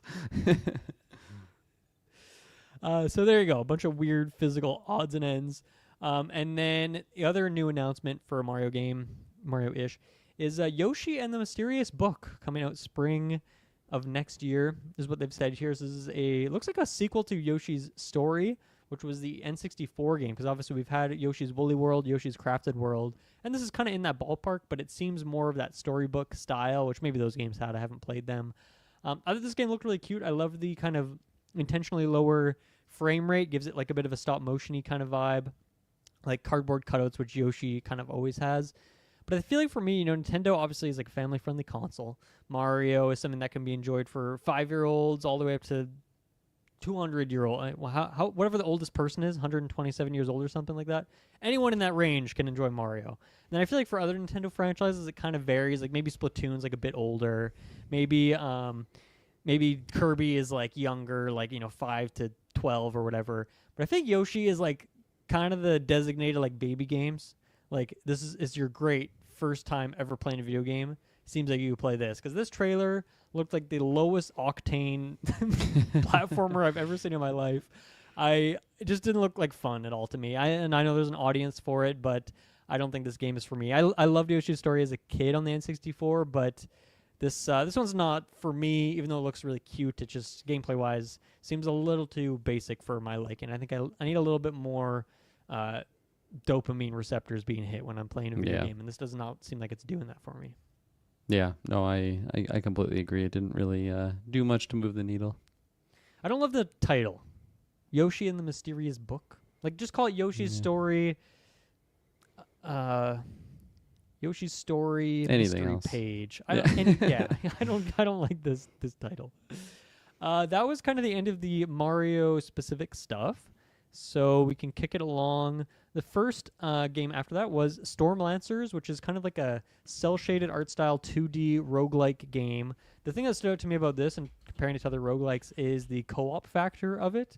And that's an out now today kind of game for them. You mentioned that you like this one on the stream, Kirklin. Any other thoughts on Stormlancers? I mean, the co-op, that's always gonna, be interesting to me. A little couch co-op experience, and just like the colors looked so cool and very vibrant, and it just looked like a fun time. So it kind of checked a bunch of boxes on a title or franchise I didn't really have any interest in, and I feel like it's always a good sign because I'm usually pretty selective with the things I am jumping on. But whenever something can really just get my interest level, I'm gonna be intrigued because I feel like it's a good sign. Like Cult of the Lamb, that was a big one for me. Where like the first time I saw it, I'm like, okay, what is this game? I got to get in there. And then here I am, all these years later. I absolutely love that game. So I could definitely see this one crossing. Was this just a regular Switch game? Probably, I assume. Yeah, so. Yeah. I didn't see anything about Switch 2 only, so that gets me, I don't know, a little bit more excited actually. Yeah, cool. Throw on the wish list. Next up was a absolutely insane 1-2 punch of Dinkum into Poppycum, which are two games with absolutely wild titles. Dinkum is like pretty much Australian Animal Crossing. Is kind of the vibe there. This actually had a demo, and I downloaded that and played a little bit of it, which I gotta say, the start of this game is absolutely wild. You don't start in this beautiful, idyllic island. You start in like a depressing, cold, snowy world. Everyone's depressed, and it's like in this world, everyone has had to go south, and this is me paraphrasing now. It's like, this world sucks, and no one has the motivation to better their life, and everyone's just super sad, doing like the Michael Cera like walking with his head down kind of thing. And then it's like, but you are different, and there's this one lady who wants to go to the island of Dinkum and needs a research assistant. You apply for the job, and that's like that, and then you get sent off to the island. So it's a pretty quick sequence, but like, fuck, this is a crazy vibe I was not expecting for it's this like the game. opening to Firewatch, where it's just like, why am I like crying all of a sudden? Right, yeah. It was absolutely insane. And then like as soon as I got dropped on the island area, I was like on a smaller, tiny little island off the bigger island. And I immediately, it's like, oh, put this tent down somewhere. So I'm like, oh, I'll go put it on the mainland because this tiny island's not going to be good enough. Walk into the water, and a huge shark immediately starts attacking me. Like, this game is crazy. Like, this is not what I expected at all. So thankfully I didn't die. It's not that punishing of a game. I just got out of the water, and after it nibbled me a few times, and then waited for it to leave, and then got back on the mainland there. So yeah, pretty crazy, but honestly looks like a totally solid kind of life sim, Animal Crossing-like game, Stardew Valley type thing. I think there's probably some co-op in there, so check it out. There's a demo of if you want to visit some of that. And then, yeah, Popcom was like kind of a 3D crazy game. Like, had all sorts of weird mini games in there, but almost looked like a 3D match 3 at first. And then there's like these Splatoon-y type looking characters going through all sorts of different puzzles. Seems very co-op focused. That's coming out this winter. I think the game actually looks really cool. If I had the right person to play co-op with, I might check that one out. So yeah, any thoughts on those two games? Really interesting titles, but not much more than that for me personally. The co-op of Popicum wasn't speaking to you as a maybe you and Shay game? Not off the cuff. I feel like I don't know. Maybe I'd be surprised. I'll show her the trailer and see what she feels. But yeah, I might have to be convinced to get that one. Yeah. Next up is a game that we had got an announcement of previously, but just kind of confirming, I guess. Well, it doesn't even have a release date here, but Tomodachi Life, Living the Dreams, coming out spring 2026. This is one of the Switch 1 games. This and Rhythm Heaven are a couple more like first-party Nintendo Switch 1 games that we know are happening. So we kind of knew this was coming at some point. Crazy game. I've not played the original. I think it was a 3DS game originally, and it's pretty much like you're just making Mii's. You're dropped in this crazy world, and like just insane things happen and weird things happen, and it seems like very funny. It seems like a lot of people like create their friends or create like celebrities with the Mii, through the Mii's, and then just watch all these antics happen. Seems like a very funny game. Seems like it has a good sense of humor to it. I don't think I'll be picking it up personally, but I know there's a lot of people that are really excited for this one. So that's coming out spring of next year. Maybe I forget if we've talked about this one, but what do you think about the Mortal Kombat Legacy Collection? That's coming out next month, and that is a collection of a bunch of Mortal Kombat games. I don't know if you've seen a trailer for that one yet. So what did you think of this, seeing it here as a fan of the series? I thought it was really cool. I think it did a good job of just kind of capturing the elements of. I feel like majority of people that have played games have experienced a Mortal Kombat experience, like at some point in their lives, whatever game it might be. It's just popped up in so many eras of gaming that it just seems like a good place to kind of like bring anyone together. Like if you had only played the Sega one, or if you had only played the super odd PS2 Mortal Kombat Apocalypse, I think is what it was called. Stuff like that. Like just to get characters from that, I think is really cool. And I mean, they've just established this long run of games, so they have such a catalog of things to pull from, and yeah, it seems really cool. It should be unexpected. I think like it should be one of those things where it's like, oh wow, they finally did it. But I didn't really feel that way, so I was pleasantly surprised by this, and I don't know. I think I could see myself getting it, but I'm not going to race to it. Like maybe. Yeah, I don't know. Maybe in the future, because it's also like getting it on the Switch would be fun to be able to play it kind of anywhere. You know what I mean? Like it's just the accessibility of it would be fun, and yeah, I thought it was really cool. Yeah, it'd be fun to have for one of the streams sometime. Just go back and play some of these older Mortal Kombats, which I'm sure would be good, janky fun. And they're I'll buy this. They're super hard. Yeah, I replayed sure Mortal Kombat 2 maybe on the Sega a couple years ago. Man, it like you're talking about Tony Hawk Pro Skater.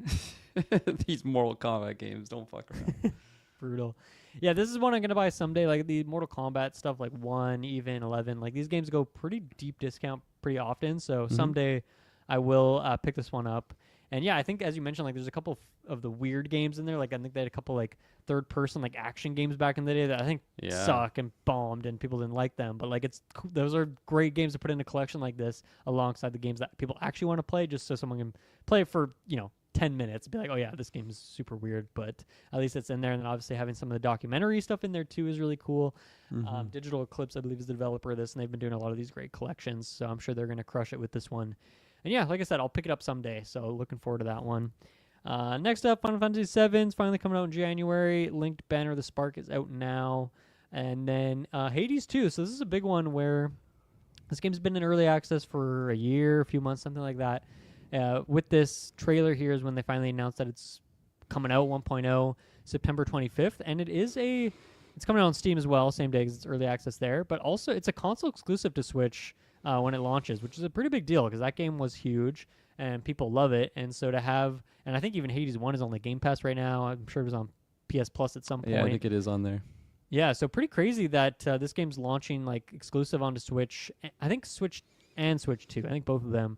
So that's a really good get for Nintendo to have this exclusive over there. I'm sure it's going to blow up and do numbers. I'm not really a Hades fan. I played it years later and just don't really vibe with the gameplay or the art and all that. But holy hell, this fucking cutscene was godlike. Like this trailer was amazing. One of the best trailers I've seen in a while. Like just not necessarily the gameplay aspect of it, but just like the crazy animations and combat that was happening, and this character just looks like the coolest character ever. So they did a good job of like almost selling me on it.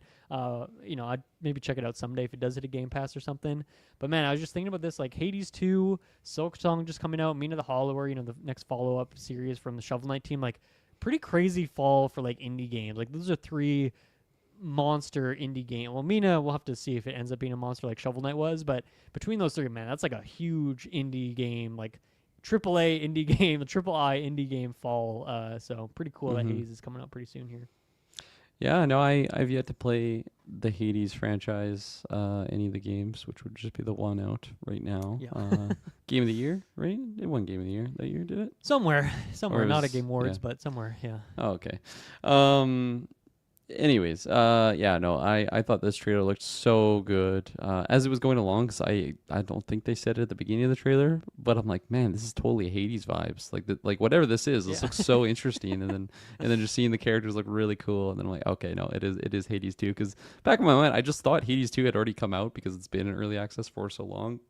Um, but yeah, it definitely makes me at least want to try the first, and I do want to see if I have it on the catalog, because I remember it came across there at some point, whether it was just on the like the extras for a limited time, Mhm. because they do cycle games in and out of that, or if it was a monthly. I just remember adding it to my library at some point in time, and definitely makes me want to try that one out at least before I go full swing on Hades 2. Yeah. Yeah. Next up, Kirby Air Riders. Not much here in the way of gameplay, but they announced some amiibo. They also announced that another direct is coming for this game, which is crazy because that first direct for it was 45 minutes long. But the reason More that more button showcase. yes, you're gonna tell us more buttons somehow. But I mean, the reason this is happening is because like Sakurai makes these and like edits them himself, right? Like it's not like Nintendo is paying someone to do like they obviously pay Sakurai. They might not even pay Sakurai to make that direct. He might just do it because he wants to market his game that he's making. So I don't know. I will watch every second of it and love how crazy it is and want to play the game, but I don't know if I'll be picking it up. And then the other little note there is that they announced that the Nintendo app, which the Nintendo Today app they launched this sometime this year, which every day if you go on this app, there's a new announcement of some sort. Not necessarily an announcement. Sometimes it's just like, here's a 3D render of the Switch 2 Joy-Con. Like it's weird stuff, but sometimes they do have announcements. Like they announced a new Splatoon game on there that was not shown off in this direct, weirdly enough. So sometimes there's some crazy stuff.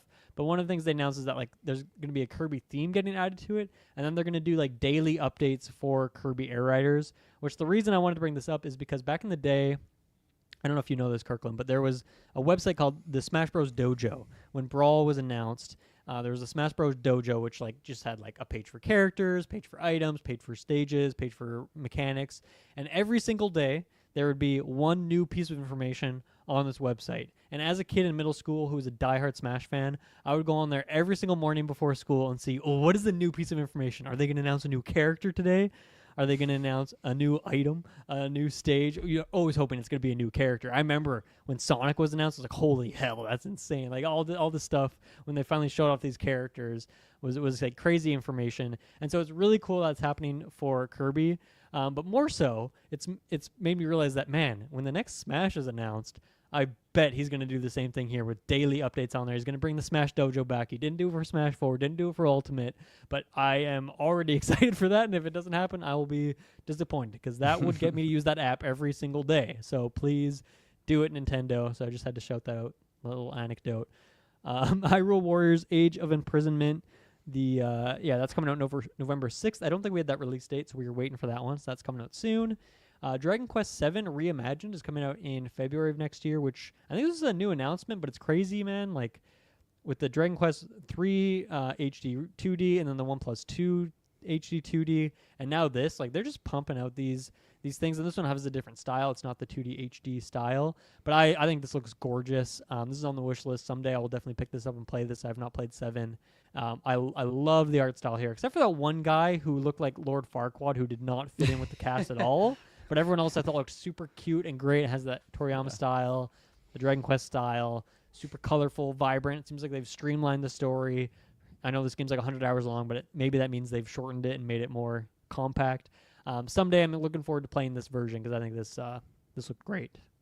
Yeah, looked fantastic. I'm just expecting to see like a Dragon Quest every time I get, like Pretty every much, year, eh? essentially. It's Yeah. just like they're on a roll. Yeah. And yeah, maybe that new one will come out like literally what are we on, 11, 12, whatever it is. Who knows where that's happening someday. So next up was an update for Nintendo Switch Online, which is, of all things, the Virtual Boy, the Nintendo VR console from like the 80s or whatever, the kind of faux VR, This is coming out February 17th. Along with this, they're bringing back the peripheral that you need for the Virtual, which is the ugliest looking thing you'll ever see in your life. So there's the plastic version, or there's like a cheaper Labo like cardboard version you can get as well. They say you need these to use these games, but like I'm guessing there's not like some weird soft lock on the heart, like that you would need to connect it to the Yeah. hardware. I'm guessing you can just boot them up, and they'd probably be weird because of the 3D effect if you just played them in 2D, like on your regular Switch handheld or on a TV. But I'm guessing they're not going to lock that information out.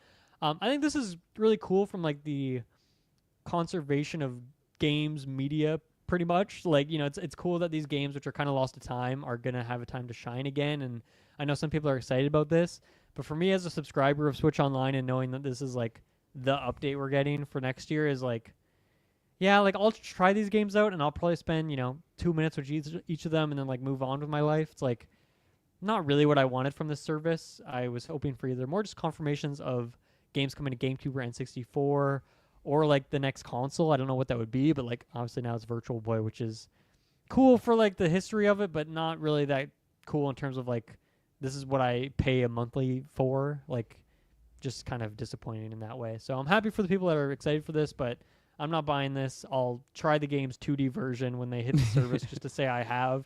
But that's the most I can say about this, unfortunately.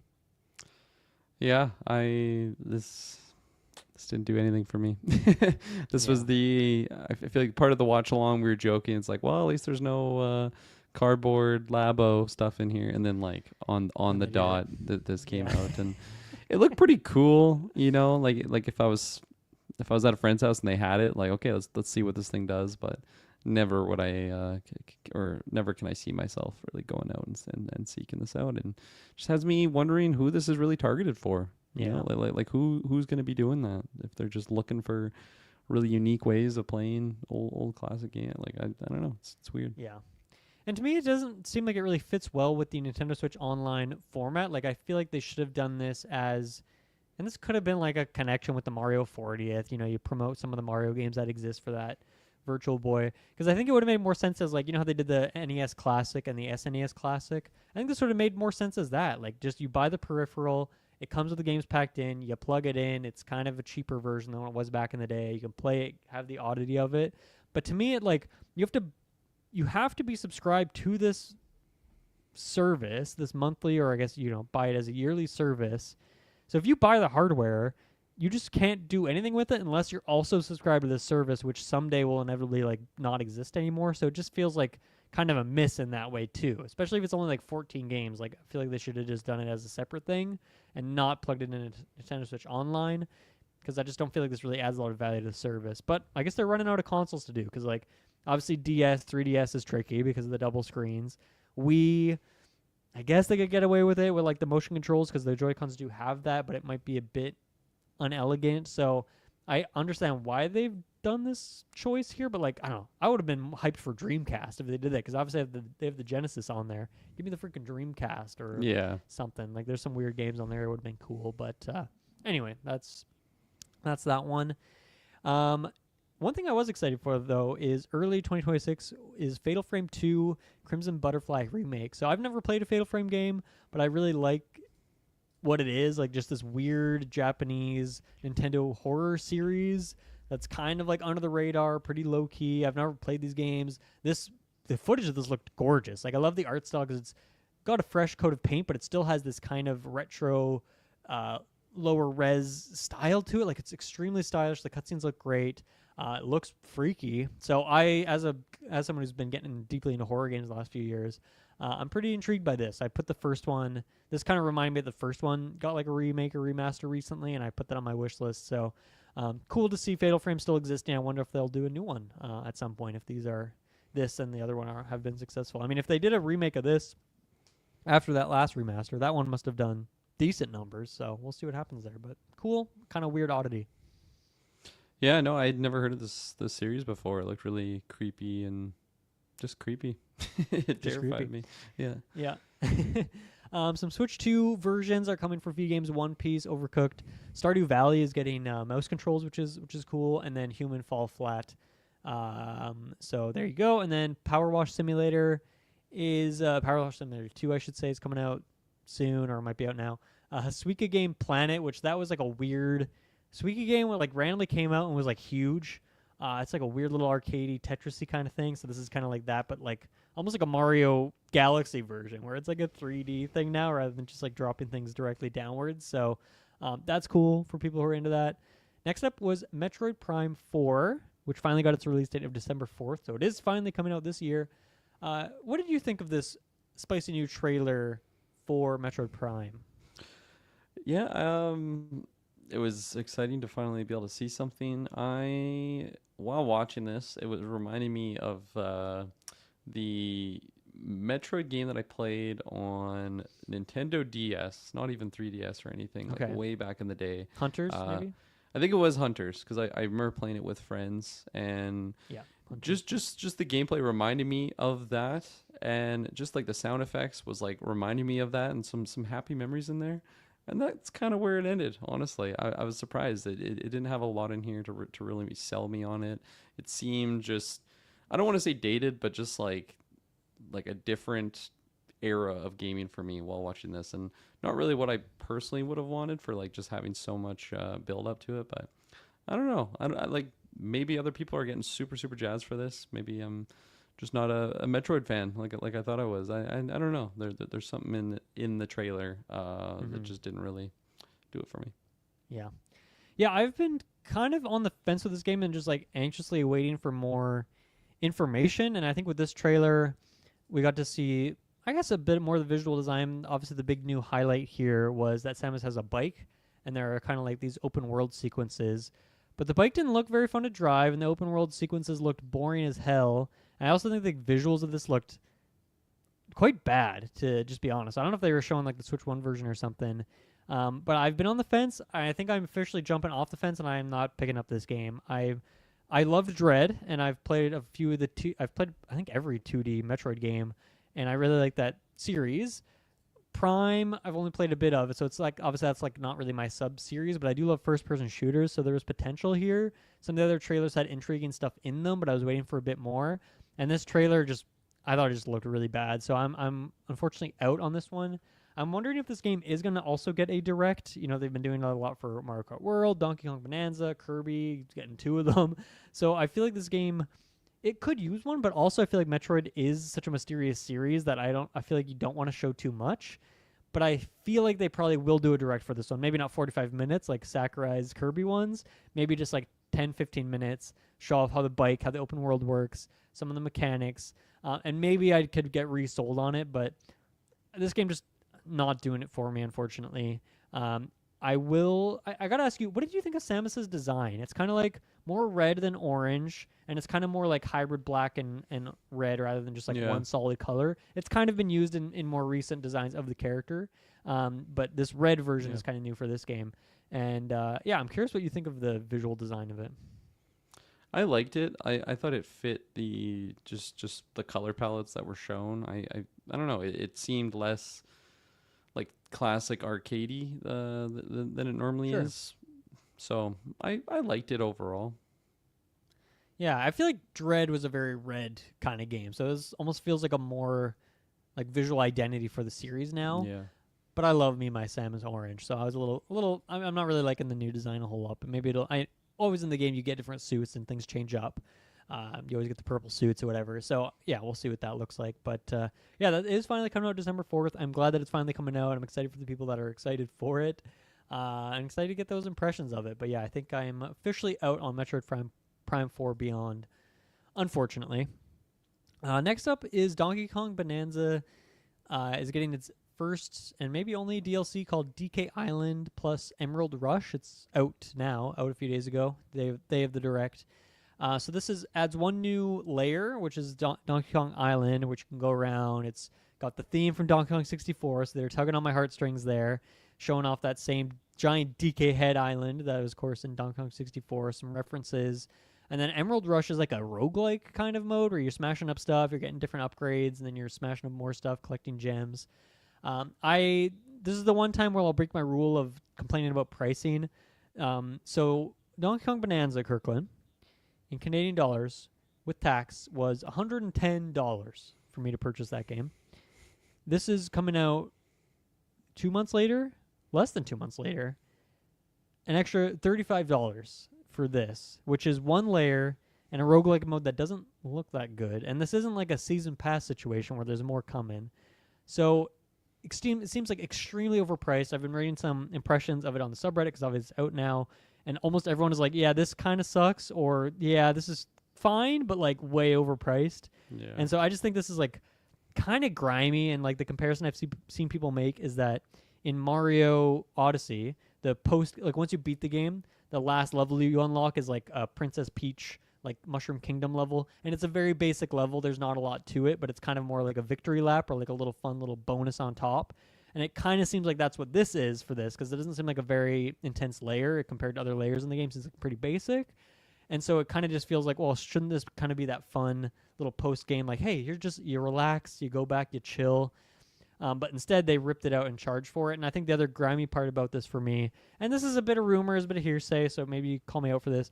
Apparently, this game was done quite a long time ago, or has been done for a while, and they kind of held it back, obviously, to release it as a Switch 2 game because it wasn't working super well on Switch 1, so they had to make it a Switch 2 game. And so it seems like this game's been done for a while. And so naturally, it seems like this mode and this new island have probably been done like even before this game came out. And so they obviously just kind of like stripped it out to sell it as DLC later, which a lot of games do that. It obviously is pretty common. It's been commonplace for a long time. But for a game that was already $110 fucking dollars, seems extremely egregious for me. So I would have liked to play this. Obviously, I'm so nostalgic for N64, Donkey Kong 64 that like, man, I really want to get in there and see what it's all about.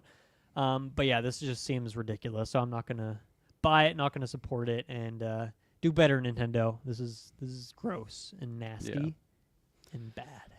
No, it's nuts. I always hate like DLCs that are ready on the release of the game. Like it's just so ridiculous, and it sounds like that's pretty much the case here. And just having the prices of what they're at is just nuts to me. I'll always look back on the great Witcher 3, and they had two fantastic DLCs that were like massive CD Projekt Red inclusions. Pops off with their DLC. They give you value. They give you a whole new game. Those are like $15. You know what I mean? Like with how much extra content you get for $15. I think it was the same with like the Cyberpunk Liberty. Oh yeah, not Liberty City. Phantom. Yeah, Phantom Liberty. Yeah. Phantom Liberty. That was like a huge DLC. Which exactly. It's cool they do that. Yeah. And then you get but this. Not everyone and can be like it's that. ridiculous. Yeah. Next up was a bit of a surprise for me. So Pokemon Pocopia, coming out 2026. So it's funny when we were watching this during the watch long. I think you and Taylor had dipped at this point. This game, first of all, me and Travis were like, "What the hell's going on here?" Because it's like a Ditto is there, and a Ditto transforms into this child, which is like a nightmare fuel kind of thing. And then it goes into like what is essentially like a Pokemon Minecraft. Like you're just building up a little town. And rather than having like different tools and things like that, it's like the different Pokemon and their elemental abilities or their attributes. Those are the things that are helping you do this kind of stuff. So obviously you use Squirtle to water your plants. You use Bulbasaur to like Bulbasaur to plant things, Squirtle to water things. Use Charmander to like make a campfire or whatever. Maybe you could use like Caesar to like chop down trees. You could use, I forget the name of them, the little digging Pokemon to like dig up crops and so you can plant stuff. So really great idea, super cute. I think the graphics look gorgeous in this. I love it. I want to pick this game up. I'm weird with Pokemon where like I'll play a mainline game every once in a while and it's like it's fine, but it's kind of the same thing. But I just kind of impulse bought Pokemon Snap, the new one when that came out on Switch, and loved it. And I think for me it's like the combat in Pokemon is fine, and it's kind of always the same, and you kind of get the idea of it, and it gets kind of boring after a while. And I like that this game seemingly has like no combat, and it's just like what I love about Pokemon is like I'm nostalgic for the original 150. This game has a lot of them, and I just think it's like a cute, low-key, vibing world. This game looks gorgeous. So like I don't know, I might buy this. Like I it has that Pokemon Snap aesthetic to it, which is like I just want to be in a cute, fun, happy world where nothing bad happens, and I just want to build up this cute town. I've always loved the look of a Pokemon town, and now you can like build one up from scratch. There was like a Pokemon Center at some point, and like that just seems great. So I don't know how much it compares to Minecraft in terms of like the scale of it. Like is this like an infinite world you can build forever? I'm gonna guess no. So I have to definitely wait and see impressions or get more info on it. But like I thought this game looked great. This is kind of exactly what I personally want from Pokemon. So I could see myself picking this one up. And I'm wondering what you thought of it as someone who's kind of into games like this. I feel like I don't know if Shay is a Pokemon person, but this is right up her alley for sure, right?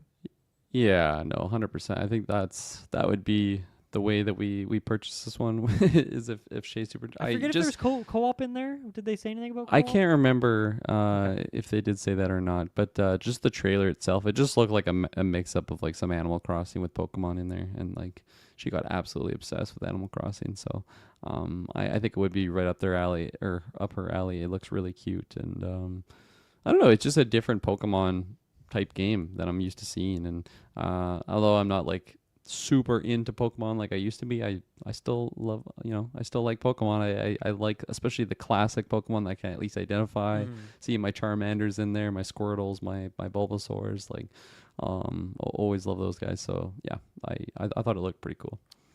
Nice. Yeah, I think because a lot of people are talking about like is Animal Cross. People have been theorizing, or I don't know necessarily rumors, but people just kind of theorizing that maybe new Animal Crossing is going to come out next year or something. I wonder if that's the case. Like between Tamagotchi Life and I like Dinkum is a smaller one for sure, but then this, which is very Animal Crossing-y, like I don't know. To me, it feels like they're almost trying to fill the void a little bit of like, yeah, Animal Crossing is still a few years away, and so like we're gonna get some other games coming in the door that are kind of similar to that and like fill that niche. And like if you are a Switch 2 owner and you want games like Animal Crossing, we don't have that for you, but here's what we got. You can check out these other games instead. So I don't know. My theory right now is that Animal Crossing is still kind of far away. We'll see. I'd love to be proven wrong about that. Let's take our last ad break of the show, and then we'll start speeding run through. I have notes for all this stuff, and man, we still have a lot to get through, so we'll kind of speed run through it. So we'll be right back. All right, we are back. After Pokemon was another Pokemon. We got ZA. I think it already had a release date, but mid-October that's coming out. They confirmed with this there's DLC coming. So, however you feel about that, announcing DLC for a game that's not out yet, whatever.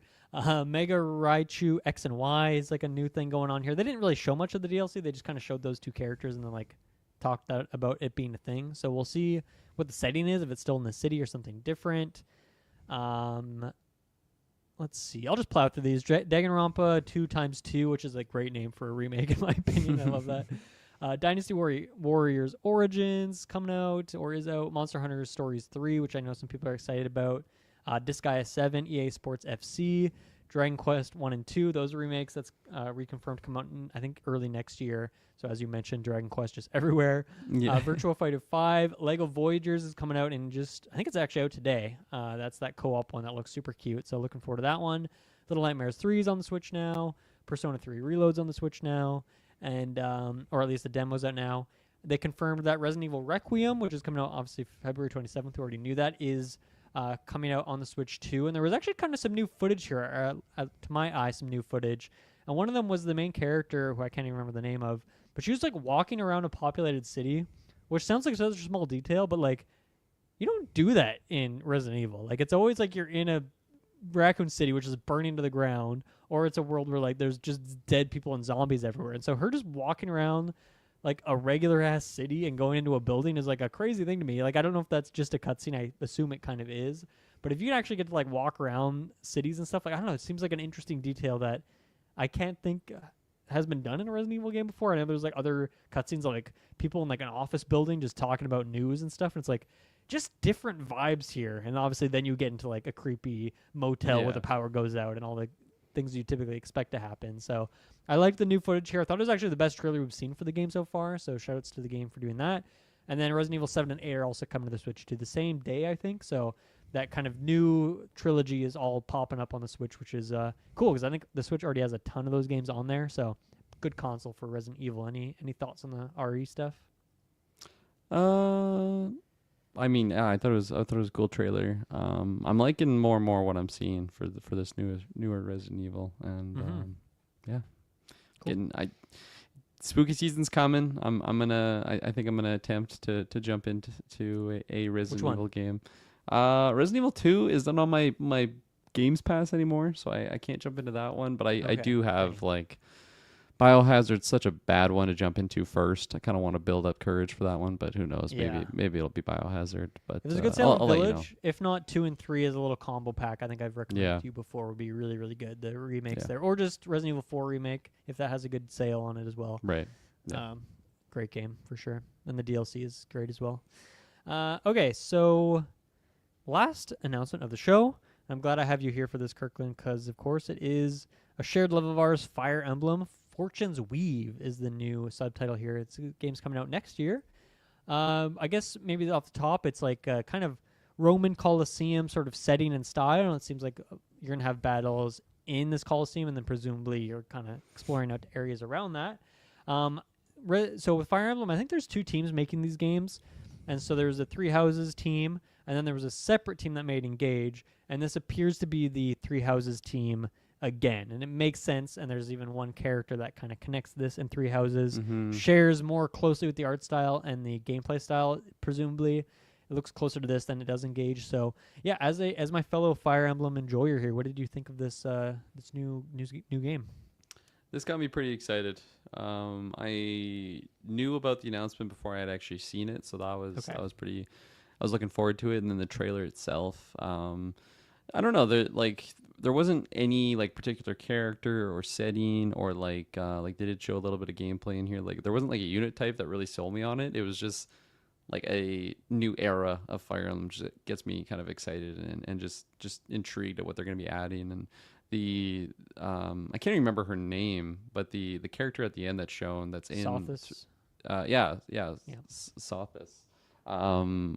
Very interested on just what that entails, like for what the story wise is. I kind of forgot that she was like a kid in studio. Three Houses, so it's either this is her grown up, even though she's like a god and doesn't age, or it's like her mother. I think I've seen people theorize. So I don't know what it is, but it's in some way, shape, or form has some continuity with Three Houses, which is interesting. Curious to see more of that. Yeah, and I mean, I absolutely love Three Houses, and just the setup of like a tournament. It just fits so well with with Fire Emblem. Like they had it in Three Houses. I'm sure they had it. Well, I think they even had it in Awakening. Yeah, they did. There was one specific mission that you do that's kind of like a tournament. It just seems to fit in well there. And of course, like every Fire Emblem game, there's going to be some like crazy story, like big scaled wars that are going on in tandem with this. I feel like they kind of mentioned that a little bit in the trailer, and it looked intriguing. I'm always intrigued when it comes to a Fire Emblem game, even though I might not get all of them. I'm just enticed on what the possibilities might be here. They're just really cool games. I love the combination of tactics with my good old anime stuff in there, just ridiculous characters, and Yeah, I like what you mentioned there of like the theming of like arenas, coliseums. They're all over this series. It obviously fits with the territory. But even back to Sacred Stone, the first one that I played, in that game there was like 2 or 3 different coliseums, kind of arena battles in the game, which is like a gamble thing. You go in, you fight against someone. It's like, do you want to risk fighting another one? You don't know who it's going to be. You don't get a chance to heal, see what happens, and it's like, you just kind of attack back and forth. So you survives the longest. But it was a great way to grind, and if you got super lucky. So obviously, like that being a central theme, I think makes a lot of sense. And obviously, like in the last few Fire Emblem games, they've had this where there's like a home base where you, in like a third person, you're running around, explore it. You can talk to characters, buy items, la-di-da, all sorts of other random things. And so I really like the setting of this, of like what seems like you're going to be going around this city. I'm sure there'll be different areas, like obviously it's kind of primarily surrounding this big coliseum, but then spreading out to the different streets and whatnot. So I like that. I think that's a fun setting. It's funny, when I was watching the trailer, and you can see this on the live stream if you want. First, they showed the Coliseum stuff, and then we saw 2 characters sitting in like a booth, and I was like, oh, it's Fire Emblem. And then we saw a 3rd character, and I was like, oh, I don't think this is Fire Emblem, because it did not look like a Fire Emblem design of a character. It looked kind of different. I was like, oh, is this Xenoblade or something? And then obviously pretty soon after that, I was like, okay, this is Fire Emblem, but it threw me off a bit. So the art style here, obviously, as we mentioned, like, the theming fits, but it is kind of different in terms of like just the more strictly Roman aesthetic here. Obviously, we've seen a kind of similarities to that before, but I think it's cool that they're going in on that. I like it. Some of the new things that I caught in here, some new classes. One of them that we see from, I think, the protagonist, or who knows, this might be a multi-route game. We'll talk about that in a second. Is the class is called a Flying Orpheus Rider, which essentially is like the ostrich-looking thing that he was on. And so at first I wondered if like, oh, is like a rider like a type of class, and you're just like, you can choose a horse, you can choose this Orpheus, you can choose other things, but it's like, no, this seems like it is a distinctly different class. I don't know if we saw like strictly someone on a horseback. I'm sure we did. But that seems interesting. That's something a bit different. And they called it flying too, so I don't know if that's like kind of like a Pegasus. Maybe this is in place of a Pegasus, because I don't think Three Houses had Pegasus. Had to have, right? Had Yep. Pegasus and dragons, Wyverns. It had right? Yeah. wyverns So this also. is something kind of different, but I don't know if they actually fly or if they just are called that because it's like a bird, like ostrich type thing. So Yeah. curious to see what that is. There's also the charioteer, so obviously very Roman as well, but I really like that because that's kind of something fresh and different. And we also Totally. saw kind of more in the cutscene, but not necessarily in the gameplay of like other siege weapons, which are always a big part of these series. But I just think that idea of like large scale battles, maybe setting up the arena with like, you know, thinking back to Gladiator, we did that retrospective and then saw the new one of like, oh, what kind of crazy big set pieces, narratives are they going to try and set up for like this battle, that battle? So excited to see what that stuff looks like. And then the other new class that I caught here was a class called the Hunter, which apparently has been in a couple Fire Emblem games before. None of the ones that I've played, so like definitely way back to the OG kind of Japan-only games. And it appears to be like a archer, maybe hybrid with like archer who can do like close-range melee attacks and like a higher strength. So that's kind of different, right? Like obviously you could have like bows that had like one range, but normally that's like the limitation of them as a character. So I'm curious to see what the Hunter class is all about. So yeah, 3 new classes. That looks cool, and I'm sure there might be a couple more than that in there, and obviously what these evolve into or evolve from to get to that point. So count me intrigued by that. I like that idea. Yeah, I'm really excited about what that possibility could be, because with the Hunter, like the famous downside of the archers is if they're in melee range, like they're just completely useless. Yeah, And you might as well so- use magic. You know. Yeah, exactly. I dabbled a little bit with the archers like in Three Houses just because of like the limited roster it kind of gives you at the start of the game. But like to have like kind of a hybrid potential like with someone that can do melee, that's pretty cool. But for the chariots, man, I'm so excited to see what that could be, because chariots are arguably one of the strongest and yet hardest like unit to control in Total War Warhammer, because they're all involved in like flanking and like they got to be moving all the time, because if they're just standing still, like they're just so useless and they die like instantly. But like, man, a chariot coming in to like flank someone, like that is so crushing. And like in a tactics game, don't really know how that would play, because like for my chariots, I want to run them through a unit, but like, can you do that now in attack? Like maybe, I guess that would be a whole new gameplay how slow mechanic. are they going through trees or water or whatever? Yeah, exactly, all that stuff. So it's just cool to see new unit types, and the new rider, flyer, whatever it is, looked cool, but because it just reminded me of something I'd seen before, it didn't get me as excited as these other new ones. Yeah, yeah, it's funny how that reminded you of Warhammer, because to me it just made me think of Civ and like thinking once again about the limitations of their movement as well over like certain terrain things. So yeah, I'm curious to see how they relate that kind of gameplay to a tactics thing, because we've seen that before. Like different units are better in certain terrain or worse in certain terrain. So curious to see what that looks like. As for the other combat stuff, like we have attacks, combat arts, gambits. Those are all from Three Houses. The new one that I caught here is one called Blaze Arts, which it seems like for all the Blaze Arts, you have to sacrifice HP to use this ability. So the one she showed in the trailer, or they showed her using in the trailer, was she summoned a beast by sacrificing like, I don't know, 8 HP or something like that. The other ones it said was the song, and it was contextualized as a song. It was the song to summon beast. There was also the Song of Madness, Song of Passion, Song of Ice Water, Song of Abjuring. So some of these are straightforward, but like Madness, Passion, I'm not like, maybe is that Charm? Is that making someone attack their teammates? I'm not sure. But I like the idea. That's like a new, interesting tactical thing of sacrificing HP in order to use a stronger ability. I think is really cool. And mixing that with gambits and combat arts, like you're going to have a lot of options on a turn. Analysis paralysis is probably sure to follow here, but I think it's a really cool idea. I think that's a fun new feature. We talked about the older Sothis thing. We'll see how that connects to Three Houses. And then related to that, I was going to ask, like, do you think that this game's going to have a multi-route format in the way that Three Houses did? Like, you could easily see that being like, oh, the different houses, different kingdoms that like go and fight in this Colosseum. So I could see it being the case, but yeah, what do you think they'll do here? Yeah, it seems like that's been. I mean, I can't really speak for Engage because I didn't play that one. I think that was a one route situation. Yeah, which is very like different than it's been in the last many games, right? Like I guess Awakening, that was the Awakening linear, had like and then side quests, I guess. yeah, But and like what were they called? Like where you could get the children characters at pro. They yeah, had like I a can't. name for them, right? It's like yeah, I can't remember what it was. But it was a one route situation, right? Yeah, you're just following the And one then with story. Fates, obviously they had like the 3 games, kind of like Pokemon Yeah. style, with the different routes. And then before that, Path of Radiance, Radiant Dawn, those were single path. Sacred Stones has like you split for like four mission paths, but then Yeah. it kind of comes back in the end. So they always kind of dabble, and I think that's what's interesting about Fire Emblem is like they have a big toolbox, and they kind of for each game they kind of bring certain tools out and put some back in the box. And so I just for the sake of like time, I like a one route situation. But with Yeah. 3 houses, I did 2 playthroughs at least, and I think there's 4 overall, right? 3 houses plus like one of the houses has like 2 variations, right? Mm-hmm.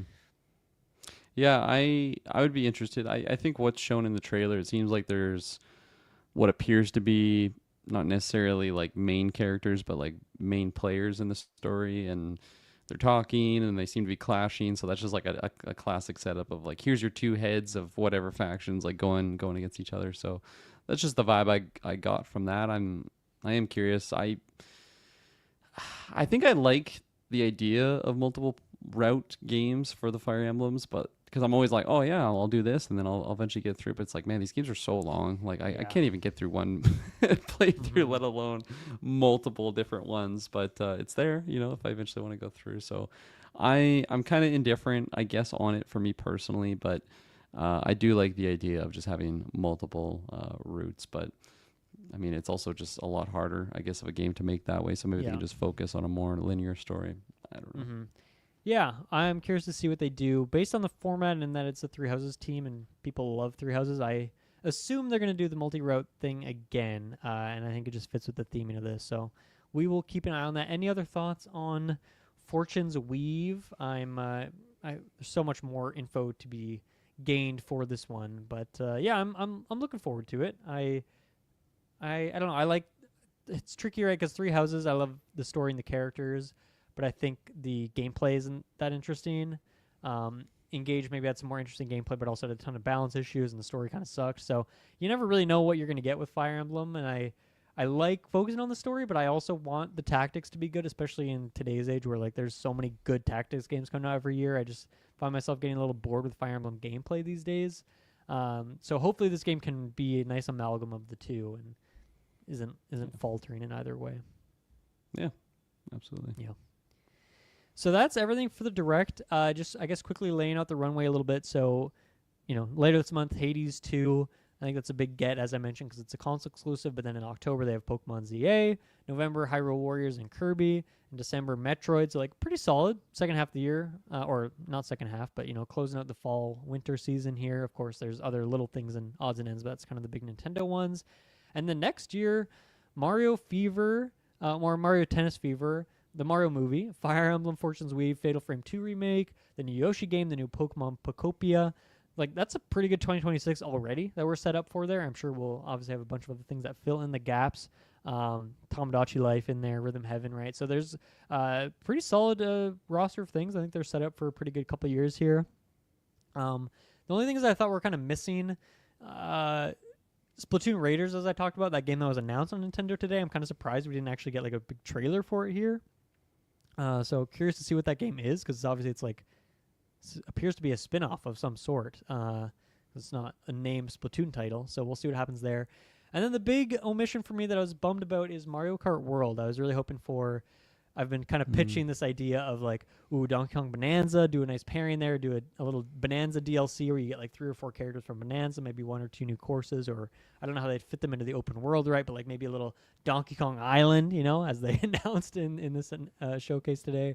But we got nothing here, and it makes me curious if they are going to do DLC for that game at all or now, right? Because obviously we talked about all the DLC that came from Mario Kart 8, but technically that DLC came like 6 or 7 years after that game came out, right? It was almost like a boon in the end of it, and then that game ended up selling crazy, and they went ham on it.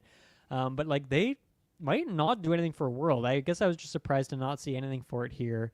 But maybe, as I mentioned with Donkey Kong Bonanza, it seems like that game, like it's kind of fake DLC. Like that game was done a long time ago. Maybe Mario Kart World that's not the case. Maybe that did kind of come in more closer to the buzzer here on the Switch too. So maybe they just need more time. I really do want to get some DLC. I don't want them to be I don't want it to be a live service game, but I definitely think that we need a little bit more going on there. Some more features, some new maps, some new characters. I think there's a lot of potential there, and so I hope we get that. But obviously, you're not a Switch 2 owner right now. But anything that was missing to you, or any final thoughts on this Direct overall? I think the only thing that was missing is like one title that like, okay, I have to get a Switch 2 now, which Okay. like, man, What would like that like be? maybe more info on Fire Emblem could have got me Okay. there. This is like the first kind of appearance there, but yeah, it doesn't seem like the bird's baked yet for me on the Switch 2 plunge. But I'm excited to eventually get that console, Shay, and I will be eventually getting that console. But it's also maybe a good idea that hasn't happened right now because I got a lot of expensive stuff coming up, so I could Yeah. use the little delay there. But yeah, I don't know. Overall, I think it was okay. I think the more we broke down the Direct, it definitely seemed better in hindsight now. Just some of the titles that were a little bit more intriguing there, but. Yeah, I think if there's any like actual point of disappointment for me, it is the Mario 40th stuff, where it's like, okay, the Mario movie is the biggest thing we're getting for Mario 40 is a bit disappointing. Galaxy 1 2, that's fine, but I already own those games. Yoshi doesn't look like it's my cup of tea. Mario Fever is like, Mario Tennis Fever is okay, but like, I think that was the point of disappointment for me is like Mario 40th was a bit of the bummer, and then the other stuff actually brought some spice and some tea. So that was overall totally solid in the end. Yeah, that's going to be it for this episode. Thank you, everyone, for listening. Of course, we'll be back next week for more video game goodness. Kirklin, thank you for joining me, and we will see you all next time. Bye-bye.